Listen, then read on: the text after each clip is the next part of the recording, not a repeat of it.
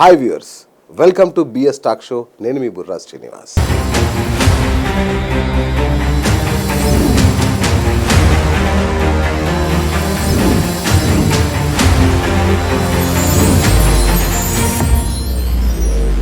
అద్దంకి దయాకర్ మనందరికీ తెలుసు, రాజకీయాల్లో ఒక రకంగా మెగాస్టార్ అనే చెప్పాలి. మంచి యువనేత, మంచి వక్త అన్నీ ఉన్నాయి, కానీ ఎక్కడో ఏదో చిన్నది ఏదో జరుగుతుంది. సో కానీ సూపర్ అద్భుతమైన లీడర్ అన్న, మంచి మనిషి, ముఖ్యంగా మంచి మనిషి. త్రుటిలో అంటే వెంట్రుక వాసులు అన్నీ తప్పిపోతున్నాయి అన్నకి, కానీ ఫిబ్రవరిలో శుభవార్త వినబోతున్నాడు. మంచి మంచి వార్తే ఉంది. మరి కాంగ్రెస్ పార్టీ అధికారులు వచ్చి సంవత్సరం అవుతుంది, చాలా విషయాలు నడుస్తున్నాయి. అన్న ఆంధ్రాలో కూడా ఎంటర్ అయ్యాడు ఈ మధ్య. ఈ విశేషాలు ఏంటో తెలుసుకునే ప్రయత్నం చేద్దాం. అన్న నమస్తే. నమస్తే అన్న, ఏంటి ఆంధ్రాలో అడుగుపెట్టారు అంటే ఆంధ్ర రాజకీయాల్లో అడుగుపెట్టారు? రాజకీయాలు అనేది కాదు, కానీ ఆంధ్ర తెలంగాణ అనేది కౌల పిల్లలు లాంటివి, రెండు వేరు కావు. ఓకే, రాజకీయాలకు వేరు కావు, సంస్కృతికి వేరు కాదు, సంప్రదాయానికి వేరు కాదు, మనమంతా కూడా వేరు కాదు అసలు. ఫస్ట్ చెప్పుకోవడానికి ఆంధ్ర తెలంగాణ అని, కానీ ఒక సారూప్యత ఉంది, ఒక వైరుధ్యం ఉంటుంది.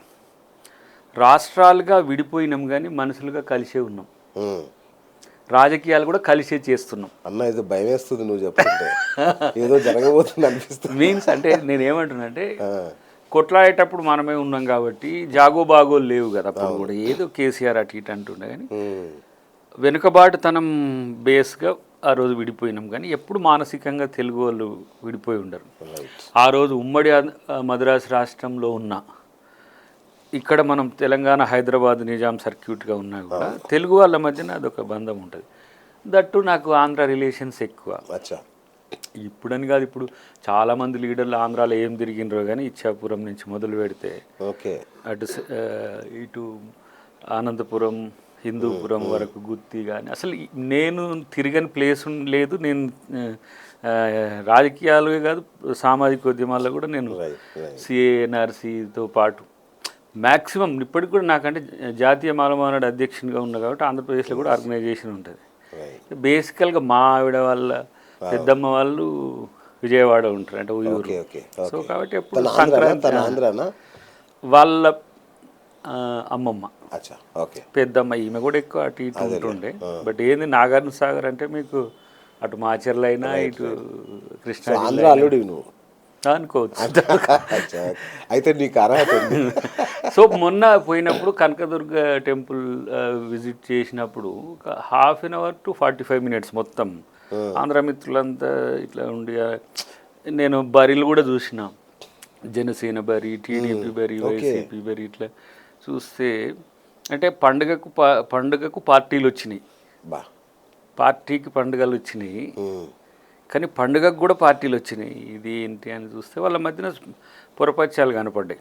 ఓకే, తర్వాత ఏదో కులం వారిగా కూడా విడిపోయినట్టు ఒక స్మెల్ కనపడింది. అది ఆంధ్ర రాజకీయాల్లో చాలా ప్రస్ఫుటంగా ఉంటుంది. అది నేను మామూలుగా రాజమండ్రి, కాకినాడ, వైజాగ్ అనేది నాకు ఎవ్రీ 2 months 3 monthsకి మీటింగ్స్కి పోతుంటా, అప్ టు బొబ్బిలి కూడా. సో ఇవంతా కొంత డిఫరెంట్గానే, పిల్లలు కూడా ఆంధ్ర పిల్లలు ఎక్కువ మన దగ్గరికి వస్తారు. ఎవరు వచ్చినా కూడా నా దగ్గరికి వచ్చి కలిసిపోతారు. అన్న ఇట్లా ఉన్నాయి పరిస్థితులు అంటే, వాళ్ళు కడుపులో కత్తులు పెట్టుకొని బయటికి ప్రేమలు నటిస్తున్నారు. సో దయాకర్కి అవన్నీ ఏం అవసరం లేదు, వాస్తవాలు కుండా వద్దలు కొట్టడానికి మనకేం ప్రాబ్లం. అంతేనా? బాస్ ఏమన్నా చెప్పాడా? బాస్ లేదు, బాస్ ఏం లేదు, నా అబ్జర్వేషన్ అది. మా బాస్ను కాపాడుదే అట్లేం లేదు, అట్లేం లేదు. వాళ్ళు మా బాస్ని కలిసినా నేను జస్ట్ 1 minute 2 minutes అట్లా విష్ చేసుకోవడానికి కలుస్తాం, కానీ పెద్దగా మేమేం డిస్కస్ చేసుకునేది కూడా ఏముండదు. Okay, attendance just I'm here అని చెప్పడానికి పోతుంటే, కానీ ఇంత డీప్ డిస్కషన్ ఇప్పుడు లేదు. ఓకే, సీఎం కాకముందు అప్పుడప్పుడు పీసీసీగా ఉన్నప్పుడు ఏమైనా ఇష్యూస్ ఉంటే కొంచెం వేటిని ట్రేస్ చేయాలి ఇట్లాంటివి అనుకునేటోళ్ళం, కానీ ఇప్పటి అయితే తనకు సమయం తక్కువనే ఉంది. సో అందరూ కొంతమంది అట్లా అనుకున్నారు, కానీ నా అబ్జర్వేషన్ ఒకటి. రెండవది, భాజపా రాజకీయాలను నేను నిశ్చితంగా గమనిస్తాను దేశంలో. అంటే నేను కాంగ్రెస్ విచారధార కంటే సామాజిక న్యాయ కోణాన్ని ఎక్కువ నేను చూస్తుంటా. దాంట్లో భాజపాని నేను ప్రత్యర్థిగా భావిస్తుంటా వ్యక్తిగతంగా. మా నాయకునికి కూడా అదే టార్గెట్. రాహుల్ గాంధీకి కూడా ఏంటిది, రాజ్యాంగ పరిరక్షణ. నేను ఆ రోజు మీరు బయటలో చూస్తే రాజ్యాంగ పరిరక్షణ కాంగ్రెస్ పార్టీ బాధ్యత రాజ్యాంగ పరిరక్షకుడు రాహులే అని కూడా చెప్పారు. అవును. దాన్ని చెబుతూ భాజపా రాజకీయాలు ఎట్లుంటాయని ఆంధ్రాను ఉదాహరించిన అంతే. ఓకే. అది ఆంధ్ర అని అంటే ఇప్పుడు మనం అదే మీరు మహారాష్ట్రను ఉటంకిస్తే ఇంత చర్చ కాదు. అవును అవును. లేదు పంజాబ్ను ఉటంకిస్తే ఇంత చర్చ కాదు. ఎందుకంటే ఆంధ్ర రాజకీయాలకు మనం అందుకని కవలలు మనం ఇక్కడ ఏది మాట్లాడితే అక్కడ సెన్సిటివిటీ ఉంటుంది. మనం కూడా ఒకే ఫ్రేమ్లో 2 స్టేట్లు ఉన్నాం. అవును. మీడియా కెమెరాలో ఇప్పుడు మీరు బిఎస్ టాకీస్తో చేస్తే 2 రాష్ట్రాలకు వెళ్తుంది, 2 రాష్ట్రాల్లో ఉంటుంది. కాబట్టి అట్లా అందరు కూడా ఉంటారు. అందులోటి మనం వెళ్ళినాం కాబట్టి దాని మీద పెద్ద చర్చ జరిగింది. కానీ దానికి నేను స్ట్రింజెంట్గా కట్టుబడి ఉన్నా. ఓకే. అంటే ఏంటి ఇప్పుడు మాకు టెన్షన్ ఏంటంటే ఆల్రెడీ టీడీపీ ఇక్కడ పార్టీ మొదలు పెట్టబోతుందనే వార్తలు వస్తున్నాయి, జనసేన కూడా ఇక్కడికి రాబోతుందనే వార్తలు వింటున్నాం. ఈ నేపథ్యంలో మీరు మాట్లాడడం అనేది కొంచెం మాకు అంటే కూటమిగా వాళ్ళు తప్పదు, వాళ్ళకి రావాల్సింది. అవును. మనం అన్నా కాకపోయినా రావాల్సిందే. కానీ ప్రభుత్వంగా ఆంధ్రప్రజలకు కమిట్మెంట్ ఉంది కదా కూటమికి. అవును. వాళ్ళు ప్రజల కంటే ఎక్కువ వాళ్ళ వ్యక్తిగత లేదంటే వ్యక్తిగత అంటే పార్టీపర రాజకీయాలకు కన్ఫైన్ కావడము, రాజకీయంగా బలపడడానికి ఈ 5 ఇయర్స్ని ఎంచుకోవడం అనేది నేను ఎక్స్పోజ్ చేసింది అక్కడ. ఓకే. ఒకవైపు ముఖ్యమంత్రి గారు ఉండగానే పవన్ కళ్యాణ్ ముఖ్యమంత్రి గారు కావాలని, డిప్యూటీ సీఎం ఉండగానే లోకేష్ గారు డిప్యూటీ సీఎం కావాలని. అవును. ప్రజాభిప్రాయం ఎట్లున్నా ఒక మంత్రి కూడా మన టీజీ భరత్ అనుకుంటా జ్యూరిచ్లో ఒక మీటింగ్లో ఇప్పుడు టీడీపీలో ఎస్ డెఫినెట్లీ చంద్రబాబు గారి తర్వాత తనే నెంబర్ 2 ఎవ్వరు అనలేరు కూడా. ఇప్పుడు ఇక్కడ కేసీఆర్ తర్వాత అంటారు కదా అట్లా. కాబట్టి దానికి సమస్య లేదు. వాళ్ళకి ఇప్పుడు ఏమవుతుంది, పవన్ కళ్యాణ్ డిప్యూటీ సీఎం ఉండగా మళ్ళీ ఈయన డిప్యూటీ సీఎం ఏందని ఇంటర్నల్గా జరుగుతున్నది. అయితే నేను స్పష్టంగా నేను బాబాయ్ హోటల్లో టిఫిన్కి పోయినా ఆ రోజు సంక్రాంతి కాబట్టి అది క్లోజ్ ఉంది. ఇప్పుడు బెంగళూరుది ఒకటి ఉన్నది, ఒకటి కొత్త హోటల్ ఏదో మంచిగా టిఫిన్స్ ఉంటే అడిగిపోతే ఆడ కూడా చాలామంది కలిసి ఇదే చర్చ, సార్ ఆంధ్ర రాజకీయాలు లెక్క తెలంగాణ కానీ ఎక్కండి సార్, ఇక్కడ అంత కులాల కుంపట్లు ఉన్నాయి ఇట్లా కొట్లాడుకుంటారు అనేది అంటుంటే ఇక్కడ లేవా ఎక్కడనైనా ఉంటాయని నేను అన్నా. కొంచెం కూటమి మంచిగా ఉంటే బాగుండన్నట్టుగా కూడా ఒక అభిప్రాయం ఉంది. ఎందుకంటే జగన్ను వ్యతిరేకించినా కూడా వన్ సైడెడ్గా అది ఎట్లన్నా బ్లెస్సింగ్స్ అయితే కంప్లీట్గా వచ్చినాయి కదా వాళ్ళకి. ఆ కంప్లీట్ వర్క్ ఆంధ్రప్రదేశ్కి చేయాల్సిన అవసరం ఉంది. చాలామంది మిత్రులు మొన్న డిబేట్లు ఉన్నప్పుడు లేకపోతే అక్కడక్కడ కలిసినప్పుడు అన్నారే what way you connected to the Andhra అంటే. ఇప్పుడు వాళ్ళకి ఏంటంటే ఒక పార్టీ 42 సంవత్సరాల క్రితం పుట్టింది, ఒక పార్టీ 1982, 83లో పుట్టింది, ఇంకో పార్టీ అంటే బీజేపీ 42, 43 సంవత్సరాలు, ఇది 30 సంవత్సరాలు దాటింది టీడీపీ, జనసేన ఒక 10-15 సంవత్సరాలే. కానీ నేను వారికి చెప్పిన చక్రవర్తుల రాజగోపాలాచార్యులు గారు మీకు తెలుసా, లేదు టంగుటూరు ప్రకాశం పంతులు గారు మీకు తెలుసా, అంతకంటే ప్రాముఖ్యతమైన వ్యక్తి పొట్టి శ్రీరాములు గారు, వారి త్యాగం తెలుసా మీకు. టంగుటూరు ప్రకాశం పంతులు గారు ఏ విధంగా అప్పుడు ఉమ్మడి మద్రాసు రాష్ట్రంలో తెలుగువారి అస్తిత్వం కోసం పోరాడినవన్నీ కూడా మేము చదివిన వాళ్ళం కదా. మన అడ్రస్ కూడా ఆంధ్రప్రదేశే కదా. 10 years బ్యాక్ అద్దంకి దయాకర్ అంటే కింద ఆంధ్రప్రదేశ్ అని రాసి 5 lakhs 12 అని రాసుకున్న వాళ్ళమే కదా. కాబట్టి అదేదో మనం విడిపోగానే ఏదో సంబంధం లేనట్టు అంటే my party is the national party. At the same time Andhra Congress పార్టీకి కొన్ని కనెక్షన్ ఉంది. తెలంగాణ ఇవ్వడం ద్వారా ఆంధ్రాలో ఎక్కువ కాంగ్రెస్ పార్టీ మీద వ్యతిరేకతను తీసుకొచ్చింది వీళ్ళంతా కూడా. అఫ్ కోర్స్ జగన్ కూడా. నేను మీ వ్యాఖ్యలు చంద్రబాబును కాపాడేలాగా ఉన్నాయి కదా, అది కదా బాధ. మీరు కాంగ్రెస్ అంటే బద్ధ శత్రువుని కాపాడదామని ట్రై చేస్తున్నట్టు ఉంది మీ నేను అంటే ఇప్పుడు ఫర్ ఎగ్జాంపుల్ షిండే మనకేమి అనుకూలుడు కాదు కదా. ఉద్ధవ్ ఠాక్రే మన వైపు ఉంటే షిండే వర్గం విడిపోయి ఇలా అక్కడ ప్రభుత్వాన్ని కాంగ్రెస్ ప్రభుత్వాన్ని కూల్చింది. షిండే ఎక్కడున్నాడు? ఇప్పుడు Ajit Pawar person of the Sharad Pawar. Sharad Pawar తమ్ముడు శరద్ పవార్ని గుండెల మీద తన్ని పార్టీని గుంజుకొని పోయి బీజేపీతో ఉన్నాడు. ఇది ఎవరి కారణం? ఇప్పుడు అకాలీదళ్ ఇప్పుడు దేశం ఏర్పాటు కొరకు అకాలీదళ్ ఏర్పడిన తర్వాత అకాలీలు పంజాబ్లకు చాలా దగ్గర. అకాలీదళ్ పార్టీనే లేకుండా పోయింది వీళ్ళతో కలిసి. మాయావతి గారు అయితే మీకు తెలిసిన నాయకురాలే కదా. ఎంత మొన్న ఎంపీ ఎలక్షన్స్లో 1-2 ఎంపీలు వచ్చినాయి. ఏది మన ఉత్తరప్రదేశ్లో. వాళ్ళు పొత్తుతో ఉన్న బలంగా ఉన్న దగ్గరెల్లా వాళ్ళ మిత్రుణ్ణి చంపి వాళ్ళు బతకడమే. ఇది వాస్తవం. అయితే ఇక్కడ ఆంధ్రప్రదేశ్ కూడా అది ఉన్నది జరిగితే, కాబట్టి ఆంధ్రప్రదేశ్ కూడా జరిగితే షర్మిలక్క సీఎం అవుతుంది కదా. అప్పుడు మేముగా మా స్టేక్ ఏంది, మీరు ఎవరితో కలిసి ఉన్నారని చెప్తున్నా. ఇప్పుడు నేను చెప్పింది మొన్న, మీరున్నది మిత్రద్రోహం చేసే పార్టీతో అని చెప్పిన. ఎవరికి? చంద్రబాబు గారికి సూచన, మా పవన్ కళ్యాణ్కు హెచ్చరిక లాంటిదే. ఎందుకంటే మీరు ముందు మెగాస్టార్ అన్నారు కాబట్టి నేను మెగాస్టార్ అభిమానిని. ఇక నాకు చిన్నప్పుడు నా ఎంసీఏ టైమ్స్లో నన్ను పవన్ కళ్యాణ్ అంటుంటారు చాలామంది. అవునా? అంటే పవన్ కళ్యాణ్ నాకు ప్రత్యేకంగా తెలియదు, కానీ గద్దరన్నతో తన ఐడియాస్ తెలుసు. సరే బయట మనం చూస్తుంటాం, కానీ చిరంజీవి గారు మేము 1-2 సార్లు కలిసినాం. చాలా అంటే ఆత్మీయత ఉంది మాకు. బట్ నేను మెగాస్టార్ అభిమాని అనుకో డెఫినెట్గా. అంటే మొన్న మెగాస్టార్ అయ్యే ప్రయత్నం కూడా జరిగింది కదా, ఏమైంది అది? అది ఏప్రిల్ వస్తుంది. April 14th or 11th release చేయలే. ఏంటన్నా అంటే రాజమౌళితో పోటీ పడే అన్న ప్లాన్?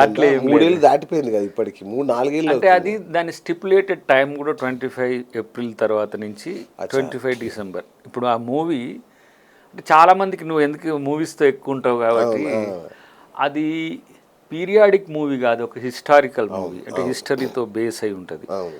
నా బయోపిక్ లాంటిదే కానీ బయోపిక్ కాదు. ఓకే. వర్తమాన రాజకీయాలు నా రోల్ ఎట్లా ఉందో అది డిస్కస్ చేస్తాం. నేను కాంగ్రెస్ పార్టీ లీడర్గానే ఉంటా. అదొక టిపికల్గా మనోడు బొమ్మకు మురళి డిజైన్ చేసిండు దాన్ని. అంటే ఏంది, ఒక 10,000 years ఓల్డ్ చరిత్రను ఒక 12 to 13 minutes మనం జస్ట్ ఏదో మనం ఏమంటాము దాన్ని డిస్కస్ చేస్తూ సమకాలీన రాజకీయాలు, సామాజిక స్థితిగతులు, దాన్ని మళ్ళీ కమర్షియల్ ఎలిమెంట్తో చేసినాం. సో మార్చ్ మీన్స్ ఈ దానికి పదవి వచ్చాక రిలీజ్ చేస్తారు అంతేనా?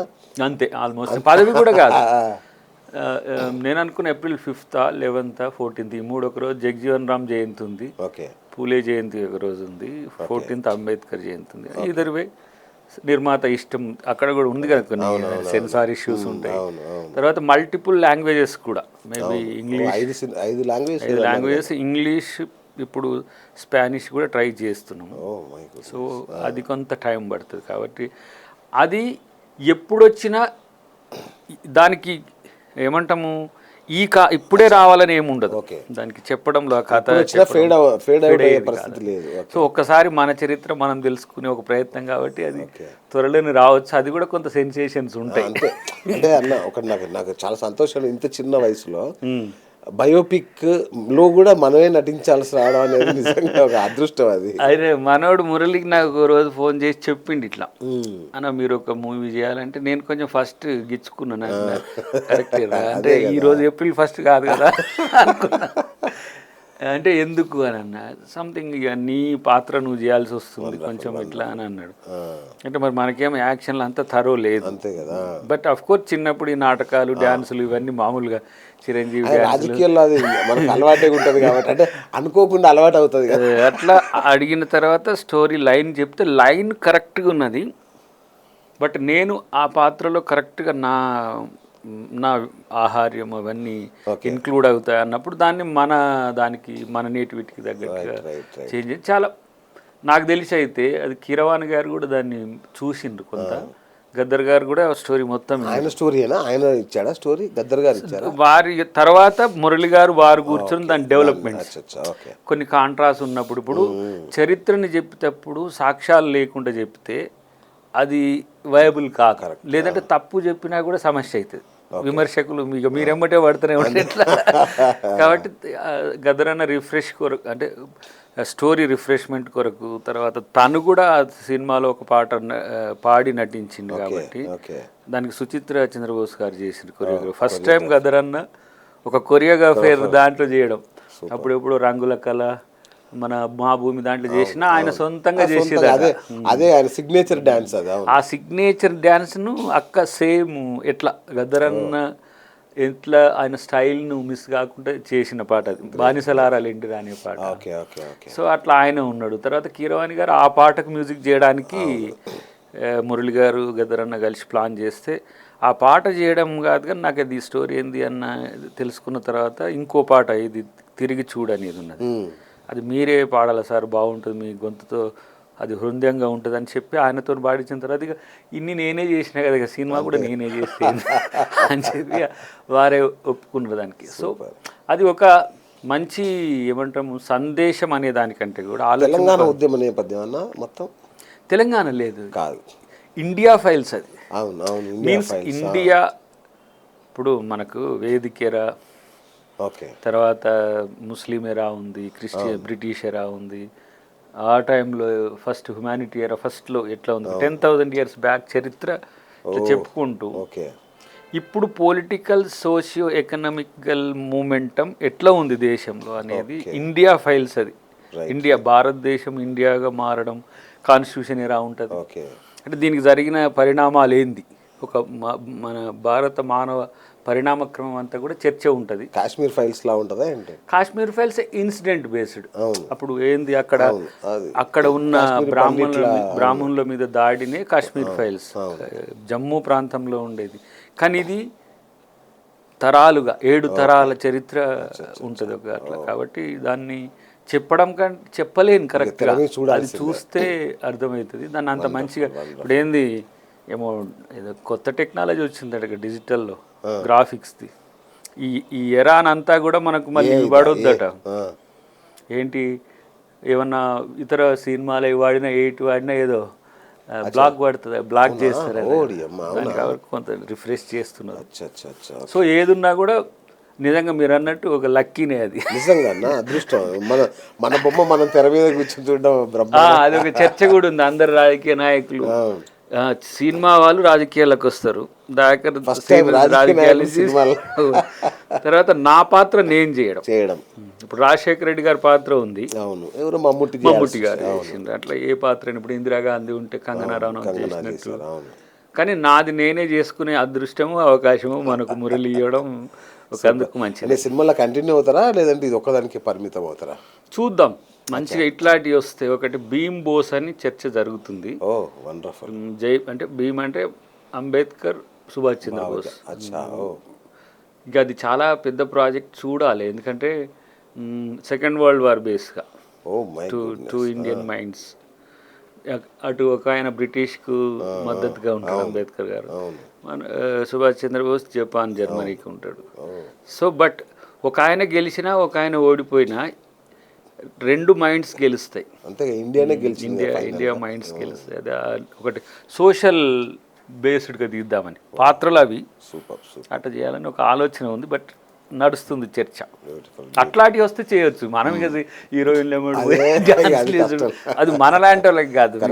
ఇప్పుడు మన అర్జున్కో మన రామ్ చరణ్కో ఇట్లా ట్రెడిషనల్ పొలిటీషియన్స్. బట్ నేనైతే వాళ్ళని అప్రిషియేట్ చేస్తాను. ఎందుకంటే ఇండియన్ మూవీస్ను ఆస్కార్ లెవెల్కి తీసుకుపోయింది. అందుకని తెలుగు సినిమా ఇండస్ట్రీలో ఇట్లా ఎవరు మన జూనియర్ ఎన్టీఆర్ కానీ, రామ్ చరణ్ కానీ, అల్లు అర్జున్ కానీ నేటి తరంలో వాళ్ళు ఒక మంచి ఛాన్స్గా ఉన్నారు. ఒక దశ చిరంజీవి గారు నేషనల్ లెవెల్కి పోతే వాళ్ళు ఇంటర్నేషనల్ స్టాండర్డ్స్కి వెళ్ళిపోవడం అనేది అంత బాగా చేశారు. మీరు ఇంత గొప్పగా ప్రశంసించారు, కానీ బాస్ ఎందుకు టాలీవుడ్ మీద కత్తి కట్టాడు? అదేం లేదు. ఇప్పుడు ఈడీకి ఐటీకి సంబంధించి రెగ్యులర్ రైడ్స్ అవి, అంతేనా? రెగ్యులర్ రైడ్స్ దాంట్లో పెద్దగా వాళ్ళకి వచ్చే నష్టం ఏం లేదు.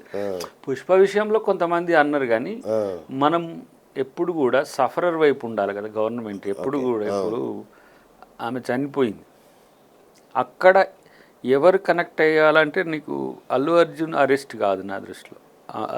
ఆడబిడ్డ చనిపోవడం అనేది అది ఒక రకంగా మన ఇంట్లో మన తల్లిలో చెల్లో మన ఎవరైనా పోతే ఆ బాధ తెలుస్తుంది. కానీ అంటే అన్న ఇప్పుడు మనకు కన్సర్న్ ఉంటుంది, అది తెలుసు. కానీ అక్కడ జరిగిన పద్ధతి అంటే సార్ బాస్ డీల్ చేసిన విధానం కొంచెం తేడాగా ఉంది అల్లు అర్జున్ విషయంలో. అంటే కేటీఆర్ కామెంట్ చేసిన తర్వాత ఈయన రియాక్ట్ అవ్వడం అనేది కొంచెం అసలు నాకు తెలిసి ఇప్పుడు చంద్రశేఖర్ రెడ్డి గారు నాకు దగ్గర ఆత్మీయుడు. ఎవరు మన అర్జున్ గారి మామ, కాంగ్రెస్. అసలు ఆయన ఎంపీగా అడిగిండు మొన్న. అంతకంటే బీఆర్ఎస్లో ఉన్న ఇబ్రాహీం పట్నం వారు చాలా దగ్గర, చాలా ఆత్మీయుడు. అంటే ఇంకా చాలా సాఫెన్ ఆయన, చాలా మంచి వ్యక్తిత్వం. ఆయన చేసి అసలు కేటీఆర్కు ఎవరు చెప్పలేదు, ఎవరు టచ్లో లేరు. లేదు జగన్కు వాళ్ళకేం సంబంధం లేదు. ఉద్దేశపూర్వకంగా పూసుకోవడమే దాంట్లో వాళ్ళకి. లాయర్ జగన్ లాయరే కదా. అఫ్ కోర్స్ ఆయన ఇంకా రేపు ఇంకొక ఆయన కూడా లాయర్ అవుతాడు. అంటే ఇప్పుడు రాజకీయ మీన్స్ ఇప్పుడు కోణాలు చూసుకుంటా బీజేపీ అడ్వకేట్లు ఎంఐఎంకు చేసిన వాళ్ళు కూడా ఉంటారు. Advocacy is the different. But ఇది ఏంటంటే అక్కడ జరిగిన సంఘటనకు ఇండైరెక్ట్గా బాధ్యుడైనా కూడా ఓకే చట్టం ఒకటి ఉన్నది అక్కడ. అది మీకు మాకంటే కూడా ఇప్పుడు మీరే పోతారు, రేపు మానవ హక్కుల కమిషన్కి పోతారు. అరే రేవంత్ రెడ్డి గారు ఏంటంటే ఒక ఆడబిడ్డ చనిపోతే పట్టించుకోకుండా అల్లు అర్జున్కు మంచిగా టికెట్లు పెంచుకుంటానికి అవకాశం ఇచ్చిండు, ప్రీమియర్ షోలు వేసిండు, బెనిఫిట్ షోలు వేసిండు, ఈయనకు సినిమాలు ఎక్కువైనాయండి ప్రజల కంటే అంటారు.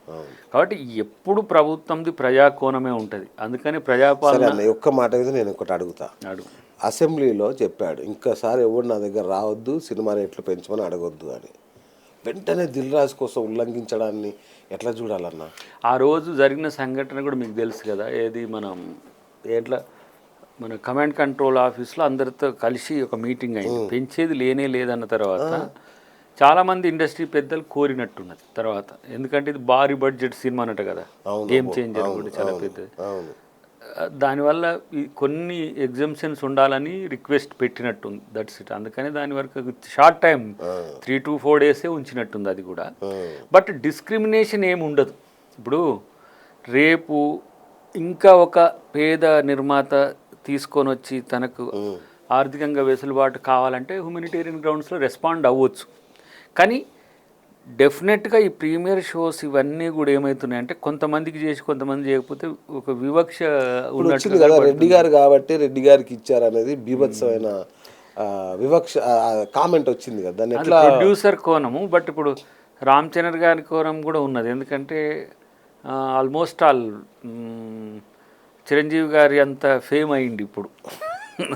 సో అలాంటప్పుడు పెద్ద హీరో కొంత గౌరవం ఇవ్వాలనుకుని ఉండవచ్చు. బట్ భవిష్యత్తులో కూడా ఒక పాలసీని కంప్లీట్గా తీసుకురావాల్సిన అవసరం అవుతుంది కదా. కానీ ఇంకా చిన్న నిర్మాతలకి ఎక్కువ బెనిఫిట్ చేసే ప్రయత్నం చేస్తాడు నాకున్న అంచనా. ఎందుకంటే మంచి మూవీస్ రావాలంటే చిన్న సినిమాలే ఎక్కువ వాల్యూ ఎథిక్స్ అంతా కూడా చూపించేది. ఇప్పుడు మనకు పుష్ప టాప్ రేంజ్ కావచ్చు ఏది కలెక్షన్స్లో, కానీ కంటెంట్లో వీక్ రేంజ్ అవుతుంది. మరి అంటే ఏది అయ్యర చందనము ఇట్లాంటి దొంగతనం చేయండి బాగుపడండి అది రాంగ్ నోషన్ పోద్ది. ఇప్పుడు గేమ్ చేంజర్లో చాలా మంచి ఇష్యూ ఉందని వింటున్నాను. సో అట్లాంటివి ఒక కమర్షియల్ డైరెక్టర్ తీసినా కూడా సినిమాలకి అట్లాంటి వాటికి ఇవ్వాలి. కల్చర్ను, ఎమోషన్స్ను, ట్రెడిషన్స్ను చేసేయి. అట్లాంటివి తీసి మీరు అడగండి, ముఖ్యమంత్రి గారిని అడగండి, లేదంటే మా కోమటిరెడ్డి గారు ఇప్పుడు దాన్ని శాఖ మంత్రి కన్సల్ట్ అయితే వాళ్ళకి కూడా ఇవ్వడానికి ఏం బేసిజాలు లేవు నాకు తెలిసి. అంటే ఏంటి అంటే ధోరణి చూస్తే నాకు అర్థం కావట్లా. సీఎం గారు పట్టించుకోవట్లేదా టాలీవుడ్ను, లేదంటే వైజాగ్ కానీ ఏపీకి పంపించేద్దామని ఆలోచన ఏమన్నా ఉందా? ఇగో వైజాగ్లో ఇప్పుడు మంచిగా షూటింగ్స్ అవుతూనే ఉన్నాయి. భీమిలి నుంచి మొదలు పెడితే నేను చూస్తున్నాను కదా అప్పుడప్పుడు పోయినప్పుడు. ఏపీలో మీకు ఇప్పుడు రంపచోడవరం నుంచి రాజమండ్రి వరకు ఉన్న అడవి నువ్వేమైనా కొత్తగా పెట్టావు, అది ప్రకృతి అందాలతో ఉన్నది. అది రాజమండ్రి పరిసర ప్రాంతాలు మన చిన్నప్పుడు కూడా గోదావరి సినిమాలు అంటే ఆంధ్రాలోనే జరుగుతాయి షూట్లు. విశ్వనాథ్ గారు కానీ, వంశీ గారు కానీ. కానీ మన స్టూడియోలు ఇక్కడ ఉంటాయి కదా, స్టూడియోస్ ఈడ ఉంటాయి. ఇప్పుడు బిజినెస్ అంతా ఇక్కడే కదా. ఇక్కడి నుంచి ఎక్కడికి షిఫ్ట్ కావడానికి వాళ్ళు ఇష్టపడరు, మనం కూడా ఇష్టపడం. వాళ్ళకేమి వ్యక్తిగతంగానో స్టూడియో పరంగానో ప్రభుత్వం ఏమి హామ్ చేయదు. ఎందుకంటే కొన్ని సందర్భాలు ఇప్పుడు అది bad luck to the Arjun నాకు తెలిసి. అంతే కదా. అది స్టాంపేడ్ కాకపోతే, ఆ తొక్కిసలాట కాకపోతే, అమ్మ చనకపోకపోతే ఏమి కాదు. అవును, ఎవరెందుకు తనను అరెస్ట్ చేసే స్థితి వస్తుంది. కాబట్టి కొంత అక్కడ వ్యవహరించిన తీరు కూడా ప్రజలకు అనుకూలంగా ఉండడం కొంతమందికి నచ్చలేదు. ఎందుకంటే కొంత స్టార్ ఫ్యాన్సీ ఉంటుంది కదా, వాళ్ళు మా నాయకుడిని ఇట్లా చేస్తారా, మా తర్వాత కొంతమంది ఆంధ్ర హీరోలు కాబట్టి ఇట్లా చేసిండ్రా అంటే. అదే అంటున్నా, ఆంధ్ర హీరోలు అయితే మనం గంత ఆంధ్రప్రదేశ్ గవర్నమెంట్ కూడా ఇవన్నీ బెనిఫిట్స్ ఇచ్చినాం. చాలామంది ఏమన్నారు నువ్వు అన్నట్టే, రెడ్డి అల్లుడు కాబట్ట అంత చేసిండ్రు, రెడ్డి అల్లుడు, రెడ్డి ప్రొడ్యూసరు అట్లా అన్నారు ఏది మన పుష్పకు సంబంధించి. కానీ సినిమాగానే చూడాలి. వాళ్ళు మాత్రం ఇప్పుడు కల్కి కానీ, బాహుబలి కానీ, RRR కానీ మనం ఒకసారి ఇండియాలో ప్రైడ్గా చెప్పుకునే మూవీస్ అయినాయి. సో ఇంకోటి అన్న జాతీయ అవార్డు తెచ్చిన నటుడు అన్న అల్లు అర్జున్. జాతీయ ఎంత అవమానించాం మనం అంటే నేను ఆయన హీరో ఆయన దాంట్లో అనుకుంటుండదు. అనట్లేదు. కానీ నేనైతే ఆ ప్లేస్లో ఉంటే అక్కడ తెలిసిన వెంటనే వాళ్ళ ఇంటికి పోతుంటుంది. ఏది ఫోన్ ఇవ్వలేదు అంటున్నారు కదా, అది ఫోన్ ఇవ్వలేదు. ఇప్పుడు వీళ్ళు చుట్టుపక్కల ఉన్న వాళ్ళ దగ్గర విజ్ఞత ఉండాలి. అది సార్ పోతే అమ్మాయి చనిపోయినప్పుడు ఏమన్నా అంటారేమో సార్ అని ఎవరు అని ఉన్నారు అనుకో, మళ్ళీ అదొక అనుకొని తను అనుకుంటాడు. అల్లు అర్జున్ కూడా నాకు తెలిసి ఏమి కాంట్రవర్సీ కాదు, ఏమీ కాదు. తనది ఏంటంటే బబ్లీ అంతే, తెలిసి తెలియనితనం. ఇంకా తర్వాత సీఎం గారు మాట్లాడినాక ప్రెస్ మీట్లో కూడా నాకు ఏమంటాము తెలిసి తెలియని తనమే కనపడ్డది తప్పితే ఒక ఉద్దేశపూర్వకంగా ఏం కనపడలేదు. కానీ అది రాంగ్ పోయింది, సీఎంకు కౌంటర్ చేస్తుండనేది పోయిందా. అసలు ప్రెస్ మీట్ పెట్టాల్సిన అవసరమే లేదు. ఎవరో రాంగ్ పోనీ ప్రెస్ మీట్ పెట్టాలని చెప్పాడా, ఏమీ లేదు. పోనీ నేనేమంటా అంటే హ్యుమానిటీ ఎప్పుడు కూడా నువ్వు నేరుగా చంపింది కాదు, కరెక్ట్, కొట్టి చంపిందో పొడిచి చంపిందో కాదు, చనిపోయింది. పోతే 4 మాటలన్నా నిజంగా హీరో ఆ ఛాన్స్ మిస్ అయింది. వాస్తవం. పోయి ఉంటే ఇంత రాద్ధాంతం కూడా కాదు. కరెక్ట్. అకార్డింగ్ టు రూల్ ఎవరో మిత్రుడు కూడా పోయిండు, జాతీయ కమిషన్కి పోయిండు. మీరు అల్లు అర్జున్ గారికి ఎట్లా ఎక్సెప్షన్ ఇస్తారు సెలబ్రిటీ కాబట్టి అంటే ఈ చట్టం కొంత టిపికల్గా ఉంది. అది దాంట్లో ప్రభుత్వం ముద్దాయి కాకూడదు. తర్వాత ప్రజాకోణమే ఫస్ట్ ఉండాలి ఎక్కడైనా సరే.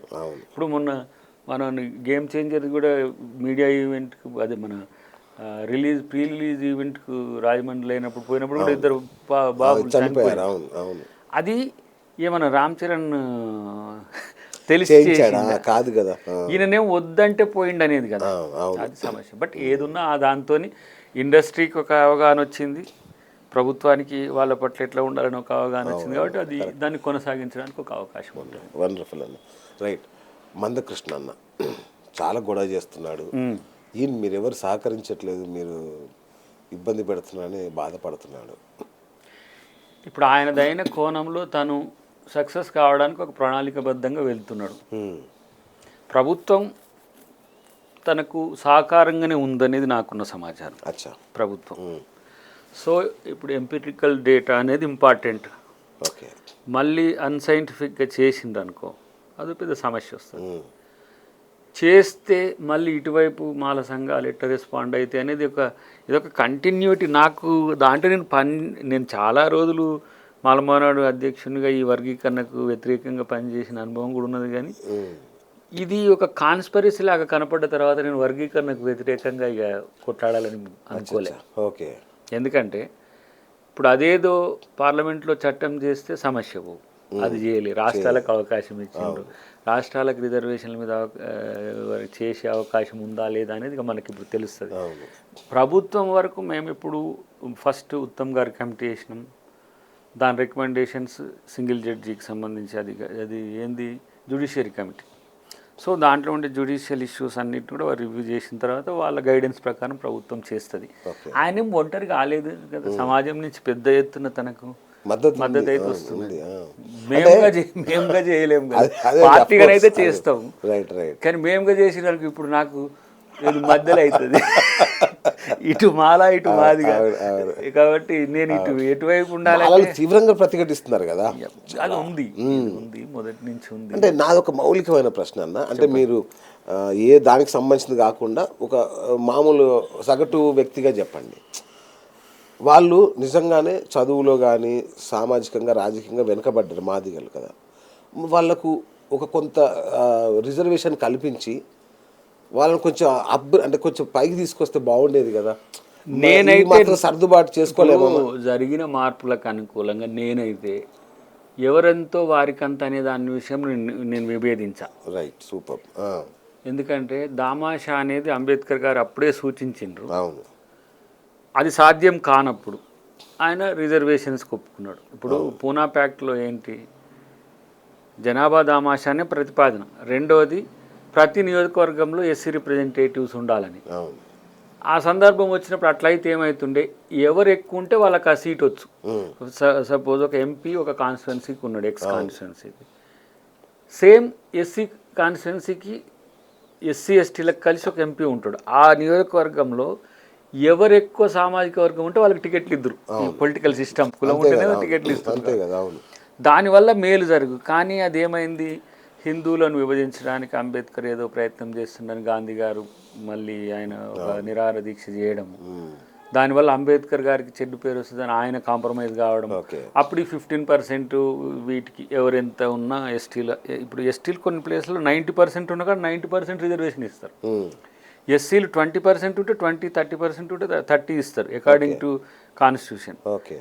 కానీ ఇప్పుడు ఏమైంది, మహర్స్ కానీ మాలాస్ కానీ కొన్ని ప్రాంతాల్లో చమార్స్, కొన్ని ప్రాంతాల్లో చమార్స్ బాగా అడ్వాన్స్ అయ్యాయి. ఈ ఆర్థిక అసమానతలు, సామాజిక వెనుకబాటుతనం, రాజకీయ అవకాశాల్లో వెనుకబాటుతనం అనేది ఇట్లాంటి ఉద్యమాలకు ఒక తావి. సో అలాంటప్పుడు ఇప్పుడు ఒక కులంకి ఎప్పుడు ఉపకులం కాదు, ఏ కులం ఎంటిటీ ఒక. ఇప్పుడు వెనుకబడ్డ మాదిగలు ఒకరోజు మొదటి రాజులు కదా ఈ దేశానికి. తర్వాత మహర్ కింగ్స్ ఉన్నారు. ఎవరు ఇప్పుడు చిన్న మీరు వడ్డీ రాజులు ఉన్నారు, కాపులు ఉన్నారు, రాజులు ఉన్నారు. ఇప్పుడు అన్టచబుల్స్లో మనం మొన్న తీసేసినాం, పిచ్చకుంట్ల అనే పదాన్ని తీసేసినాం. వాళ్ళు కూడా రాజులు ఉన్నారు మరి ఒక దశలో. ఈ ప్రాంతం ఎంత సామంత రాజ్యాలుగా ఉన్నారు. కాబట్టి ఏ కులం ఇంకో కులానికి ఉపకులం కాదు. ఇంకో కులము దీన్ని ఎట్లా కలిపిండంటే ఆయన అంటరానితనాన్ని బేస్గా కలిపాడు. అంటరానితనంలో కూడా అంతరాలు ఉన్నాయని తెలిసింది ఇప్పుడు. కాబట్టి వాళ్ళు కోరుకుంటున్న దాన్ని సవ్యంగా, లేదంటే సారూప్యతను నెలకొలిపా, ఈ ఇరు వర్గాల మధ్యన ఘర్షణ పూరిత వాతావరణం లేకుండా ఇది చేసుకోవాల్సిన బాధ్యత ఒకటి సమాజానికి, రెండు ప్రభుత్వానికి. సో అంటే ఇది ఎప్పటికీ తెగదన్నమాట. తెగదని అనలేను, తెగాల్సిందే నా దృష్టిలో. నేను ఈదు మూడికి పోయి ఇది చెప్పొచ్చిన. అవునా?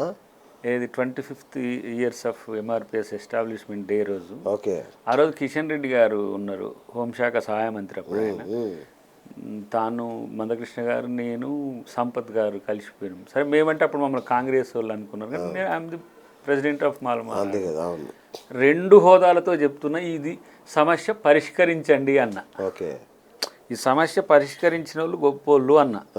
దానికి మా వాళ్ళు ఏమనుకున్నారు, దయాకర్ మాల వ్యతిరేకి, మందకృష్ణ అనుకూలం. అంటే పరిష్కారం అయితే ఏ పరిష్కారం కోరుకుంటున్నారు అనేది మాలల వర్షన్ మాలలకు ఉంది, మాదిగల వర్షన్ మాదిగలకు ఉంది. కానీ ఈ సమస్య పరిష్కారం కాకుండా కొనసాగడం అనేది కుట్ర నా దృష్టిలో. మీరు కుట్ర అన్నారు కాబట్టి చెప్తాను, ఇది బీజేపీ ఏమన్నా చేస్తుందా అంటే? బీజేపీ చూసుకుంటుంది. ఇప్పుడు మందకృష్ణ గారు బీజేపీకి ఉండడం వల్ల కొంతమంది ఏమంటారంటే ఆయన బీజేపీ టర్నడ్ లీడర్ అన్నాడు. కాంగ్రెస్తో ఉన్నప్పుడు కూడా ఆయన ఇదే అన్నాడు. అఫ్ కోర్స్ అన్నాడు. ఇప్పుడు నా ఆలోచన ఏంటంటే, మీరు కుట్ర అన్నారు కాబట్టి బీజేపీ ఏమైనా, బీజేపీ వైపు ఈ ఎస్సీ ఎస్టీలు ఎప్పటికీ వెళ్ళాలా ఇంతవరకు లేదా? ఓటు బ్యాంక్ వాళ్ళకు ఉంది, వాళ్ళ ఇంటెన్షన్ వేరుంది. కానీ కృష్ణమాదిగా ఇంటెన్షన్ నేను వాళ్ళతో కలపలేను. వాళ్ళకి ఏంటంటే మహర్స్ కానీ ఈ అంబేద్కర్ రైట్స్ కానీ ఎప్పుడు బీజేపీ వైపు పోరు. కాబట్టి నేను మాదిగను రాజకీయ ప్రయోజనం కొరకు వాడుకుంటాను అనుకోవచ్చు. కానీ కృష్ణమాదిగ ఉద్దేశం ఏముంటుంది తెలుసా? ఏదో ఒక సందర్భం నాకు ఇది అయిపోతే మళ్ళీ నేను కలిసి పని చేయొచ్చు. రైట్. ఆయన కూడా కేసీఆర్ ఎవరన్నా కానీ అట్లా ఉంది ఆయనకి. ఎందుకంటే మేము కలిసి ఎస్సీ ఎస్టీ అట్రాసిటీ చట్టం అప్పుడు తిరిగినాం. నేను 5-6 రాష్ట్రాలు కలిసి తిరిగినాం, కలిసే ఉన్నాం. ఆ సందర్భంలో నా వ్యక్తిగత అభిప్రాయం ఏంటంటే, నేను ఎప్పుడు మాదిగల ప్రేమను చూసిన నాకు తెలుసు. నేను మాలమానాడు అధ్యక్షునిగా ఉన్నప్పుడు కూడా మాదిగల యొక్క ప్రేమ ఎట్లుంటుంది అనేది తెలుసు. కృష్ణమాది గారు ఎందుకు ఇంత కసిగా కొట్టాడతారనే విషయం కూడా నాకు తెలుసు. మధ్యన ఎవరైతే మధ్యవర్తిత్వం నేర్పుతారో వాళ్ళ ఫెయిల్యూర్ కూడా అవుతుంది ఒక పక్షాన్ని. ఇప్పుడు మాదిగా మాలల్ని ద్రోహులను, లేకపోతే మాలలే ఇట్లా అని అనడం వల్ల ఇప్పుడు ఇంటెన్షన్స్ పెరుగుతున్నాయి. కానీ ఫస్ట్ ఆఫ్ ఆల్ మనం హ్యుమానిటీతో ఉన్నాం అనేది అందరు ఇరు వర్గాలు అనుకుంటే ఘర్షణ రాదు. ఏదన్నా కానీ వీళ్ళిద్దరు కొట్టుకోవద్దు, నాకు అది సమస్య. అది మెయిన్. ఇప్పుడు మాలాంటి వాళ్ళము అదే కదా. ఇప్పుడు నా సంఘం పిల్లలే ఉంటారు, అన్న నువ్వు రావట్లేవు, నువ్వు చేయట్లేవు అంటారు. నా వర్గీకరణ వరకు నన్ను వదిలేరు, మిగతా అంశాల్లో నన్ను ఇన్వాల్వ్ చేసుకోండి. కానీ ఇది ఏమంటాము, మన ఇంటికి మనం నిప్పు పెట్టుకోవడానికి మనమే అగ్గిపుల్లలు గీక్కున్నట్టున్నది. ఏమైనా పరిష్కారం కొరకు 2 వర్గాలు వస్తే అది ప్లాన్ చేయదు. నేను చాలామంది ప్రభుత్వంలో ఉన్న పెద్దలకు కూడా చెప్పిన, ఉత్తమ్ గారికి కూడా ఒక అంశం చెప్పిన, దీన్ని పరిష్కరించడానికి ఒక కన్సల్టేషన్ కమిటీ, ఒకవైపు మాలలకు కొంతమంది, మాదిగలకు ఒక 5-6, మిగతా కులాలు ఉన్నాయి కదా 50-52 కులాలు, మిగతా వాళ్ళకు ఒక రిప్రజెంటేషన్ ఒక 15 మెంబర్స్తో వేసి మీరు మాట్లాడుకోండి. అట్లీస్ట్ కన్సల్టేషన్స్తో ఘర్షణ పోతుంది. అవును, కరెక్ట్. మనం మాట్లాడుతున్న దాన్ని థంబ్నెయిల్స్ కూడా ఇబ్బంది అవుతున్నాయి కొన్ని. కృష్ణమాది గారు అట్లా మాట్లాడరు నాకు తెలుసు, వివేక్ గారు అట్లా మాట్లాడరు నాకు తెలుసు. కరెక్ట్, అవును. కానీ దీన్ని మధ్యన ఏంటంటే కొంతమంది రెచ్చగొట్టే ధోరణితో ఉన్న మిత్రులు, నేను కూడా thumbnail ఏం పెడతా తెలుసా, మాదిగలే కరెక్ట్ ఎట్లా పెట్టినా నాకు మధ్యలో వాయింపు అయితే ఎప్పుడు తప్పదు. ఏ పాత్ర వేసినా మనది బ్రహ్మానందమే మనకు. అంటే అది కామన్. ఇప్పుడు ఇన్ని సంవత్సరాలు మాలమానాడు మూమెంట్ చేసిన, ఇప్పుడు నేను మాల కావట్లేను. ఒక 10 years అఫ్ కోర్స్ సీరియస్గా తెలంగాణ ఉద్యమం చేసిన, నేను తెలంగాణని కాలే. ఒక 10 years నేను కాంగ్రెస్ కొరకే కొట్లాడినా, కాంగ్రెస్ కాలే. అంటే మీన్స్ బట్ నేను ఒక మంచి హ్యూమన్ బీయింగ్గా పాలిటిక్స్లో దయాకర్ లాంటి వ్యక్తులు కూడా ఉంటారు అని అనిపించుకునే ప్రయత్నం ఒకటి. కొంత మొడాలిటీస్ కూడా నేను ఫాలో అవుతున్నా. అనిపించుకోకర్లేదు, మంచి వ్యక్తి అనేది రాజకీయాల్లో మీకు చాలు ట్యాగ్ ఉంది, ఆల్రెడీ ఉంది, చాలా మంచోడు అనేది మాత్రం అందరు చెప్తారు. కాబట్టి దాన్ని చెడగొట్టుకోకపోతే మంచిది. ఇప్పుడు చిన్నప్పుడు కానీ ఇంకొక చిన్న ట్యాగ్ ఉందన్న, చెప్పు. నోరు. కొంచెం నోరు అదుపులో పెట్టుకుంటే అన్న గొప్పోడు. ఇంకా ఇప్పుడు మీరున్నారు కదా, మీతో మాట్లాడుతున్నప్పుడు ఎట్లా మాట్లాడుతున్నా అద్భుతంగా ఉంది. ఒక మంచి రాజనీతిజ్ఞుడు మాట్లాడినట్టు ఉంటది. అవును, వీనిలో అపరిచితుడు ఉంటాడు. అవును. ప్రజలకు కానీ పార్టీకి కానీ ఎప్పుడైనా ఏదైనా చెడు జరిగింది అనుకోండి, అప్పుడు డెఫినెట్గా యాంగర్ రోల్ బయటికి వెళ్తుంది. అన్ని సందర్భాల్లో ఉండదు అది. రైట్. నోరు అదుపులో పెట్టుకోవడం ఎప్పుడు పెట్టుకోవద్దో కూడా, ఎప్పుడు వదిలేయాలనో కూడా ఆ ఇంగితం ఉంటుంది నాకు. ఓకే. అన్నిసార్లు ఎగరను. ఎగిరేటప్పుడు కాజ్లెస్ ఎగురుడు ఉండదు. ఇప్పుడు ఏ సంఘటన మీరు నోటికి సంబంధించిన అంశంలో ఏంటి నోరు లేస్తుంది జాగ్రత్త అన్నప్పుడెల్లా దాని వెనుక అర్థం పెద్ద విశేషం ఉంటుంది. That's it. ఇప్పుడు మొన్న మా బావగారు కూడా అన్నాడు మన ఉయ్యూరులో, కొంచెము బాగా అంటే ఇది ఎక్కువ. ఇప్పుడు నోరే నా బలం, నోరే నా బలహీనత. కరెక్ట్. మాట్లాడకపోతే తెలియదు. తర్వాత నేను ఫ్యాబ్రికేటెడ్ మాటలు ఉండవు, ఆర్టిఫిషియల్గా పెట్టేసి ఇట్లా ఉండదు. కరెక్ట్. నేను ఇక్కడ అనిపించింది అనుకో అనేయడమే, ఇట్లా అనేసే టోన్ని ఇప్పుడు ఆలోచించాలి. అంటే రాజకీయాల్లో కొన్ని వాస్తవాలు కూడా చెప్పకూడదు అంతే. అది ఉద్యమకారుడి నుంచి వచ్చిన కాబట్టి. దట్టు ఈ దళిత్ కమ్యూనిటీస్ ఎప్పుడు కూడా మొరాలిటీని ఎక్కువ అడాప్ట్ చేసుకుంటాయి. ఎందుకు పీడిత వర్గం బీసీల దగ్గర నుంచి అందరూ దళిత్, బీసీస్ ఆల్సో దళిత్. అదేదో కొత్త వర్గం కూడా కాదు. మీన్స్ డిప్రెస్డ్ క్లాసెస్ నుంచి వచ్చేది ఎప్పుడు కూడా అప్రహెన్సెస్ ఎక్కువ ఉంటాయి బాగా. సో దట్టు దయాకర్ అంటే అఫ్ కోర్స్ మూమెంట్ నుంచి వచ్చింది కాబట్టి వాడి వాయిస్ ఎప్పుడు కూడా రైజింగ్లోనే ఉంటుంది. అట్లని చెప్పి దయాకర్ ఏదో మొన్న జారిండని చెప్పి ఎప్పుడు జారాడు, ఇట్లా సాఫ్ట్గా ఉన్నాడని చెప్పి ఇప్పుడు సాఫ్ట్గా కూడా ఉండడు. అంతే, సందర్భాన్ని బట్టి. ఇప్పుడు ప్రభుత్వం వచ్చింది, ప్రభుత్వం నడుస్తుంది, దయాకర్ ఎగరాల్సిన అవసరం ఏముంది? ప్రభుత్వ పథకాలని మంచిగా చెప్పాలి, పేదోనికి అందేటట్టు చేయాలి. మా ప్రభుత్వ పెద్దలు ఎవరు ఉంటే మా ముఖ్యమంత్రి గారి నుంచి కింది వరకు వీలైనప్పుడల్లా ఏం జరుగుతుందనే ఫీడ్బ్యాక్ ఇచ్చే ప్రయత్నం చేయాలి. ఇప్పటి వరకు రేపు నేను పవర్లోకి ఎంటర్ అయిన తర్వాత ఏం చేయాలనే విషయంలో చేసుకోవచ్చు. పవర్లోకే రాలేను. అట్లాంటప్పుడు ఒక మంచి కార్యాచరణను ఎట్లా పార్టీ ప్రభుత్వం ముందుకు తీసుకుపోవాలనే దాన్ని చేయగలుగుతా అంతే. సో నోటి విషయంలో నో రిగ్రెట్స్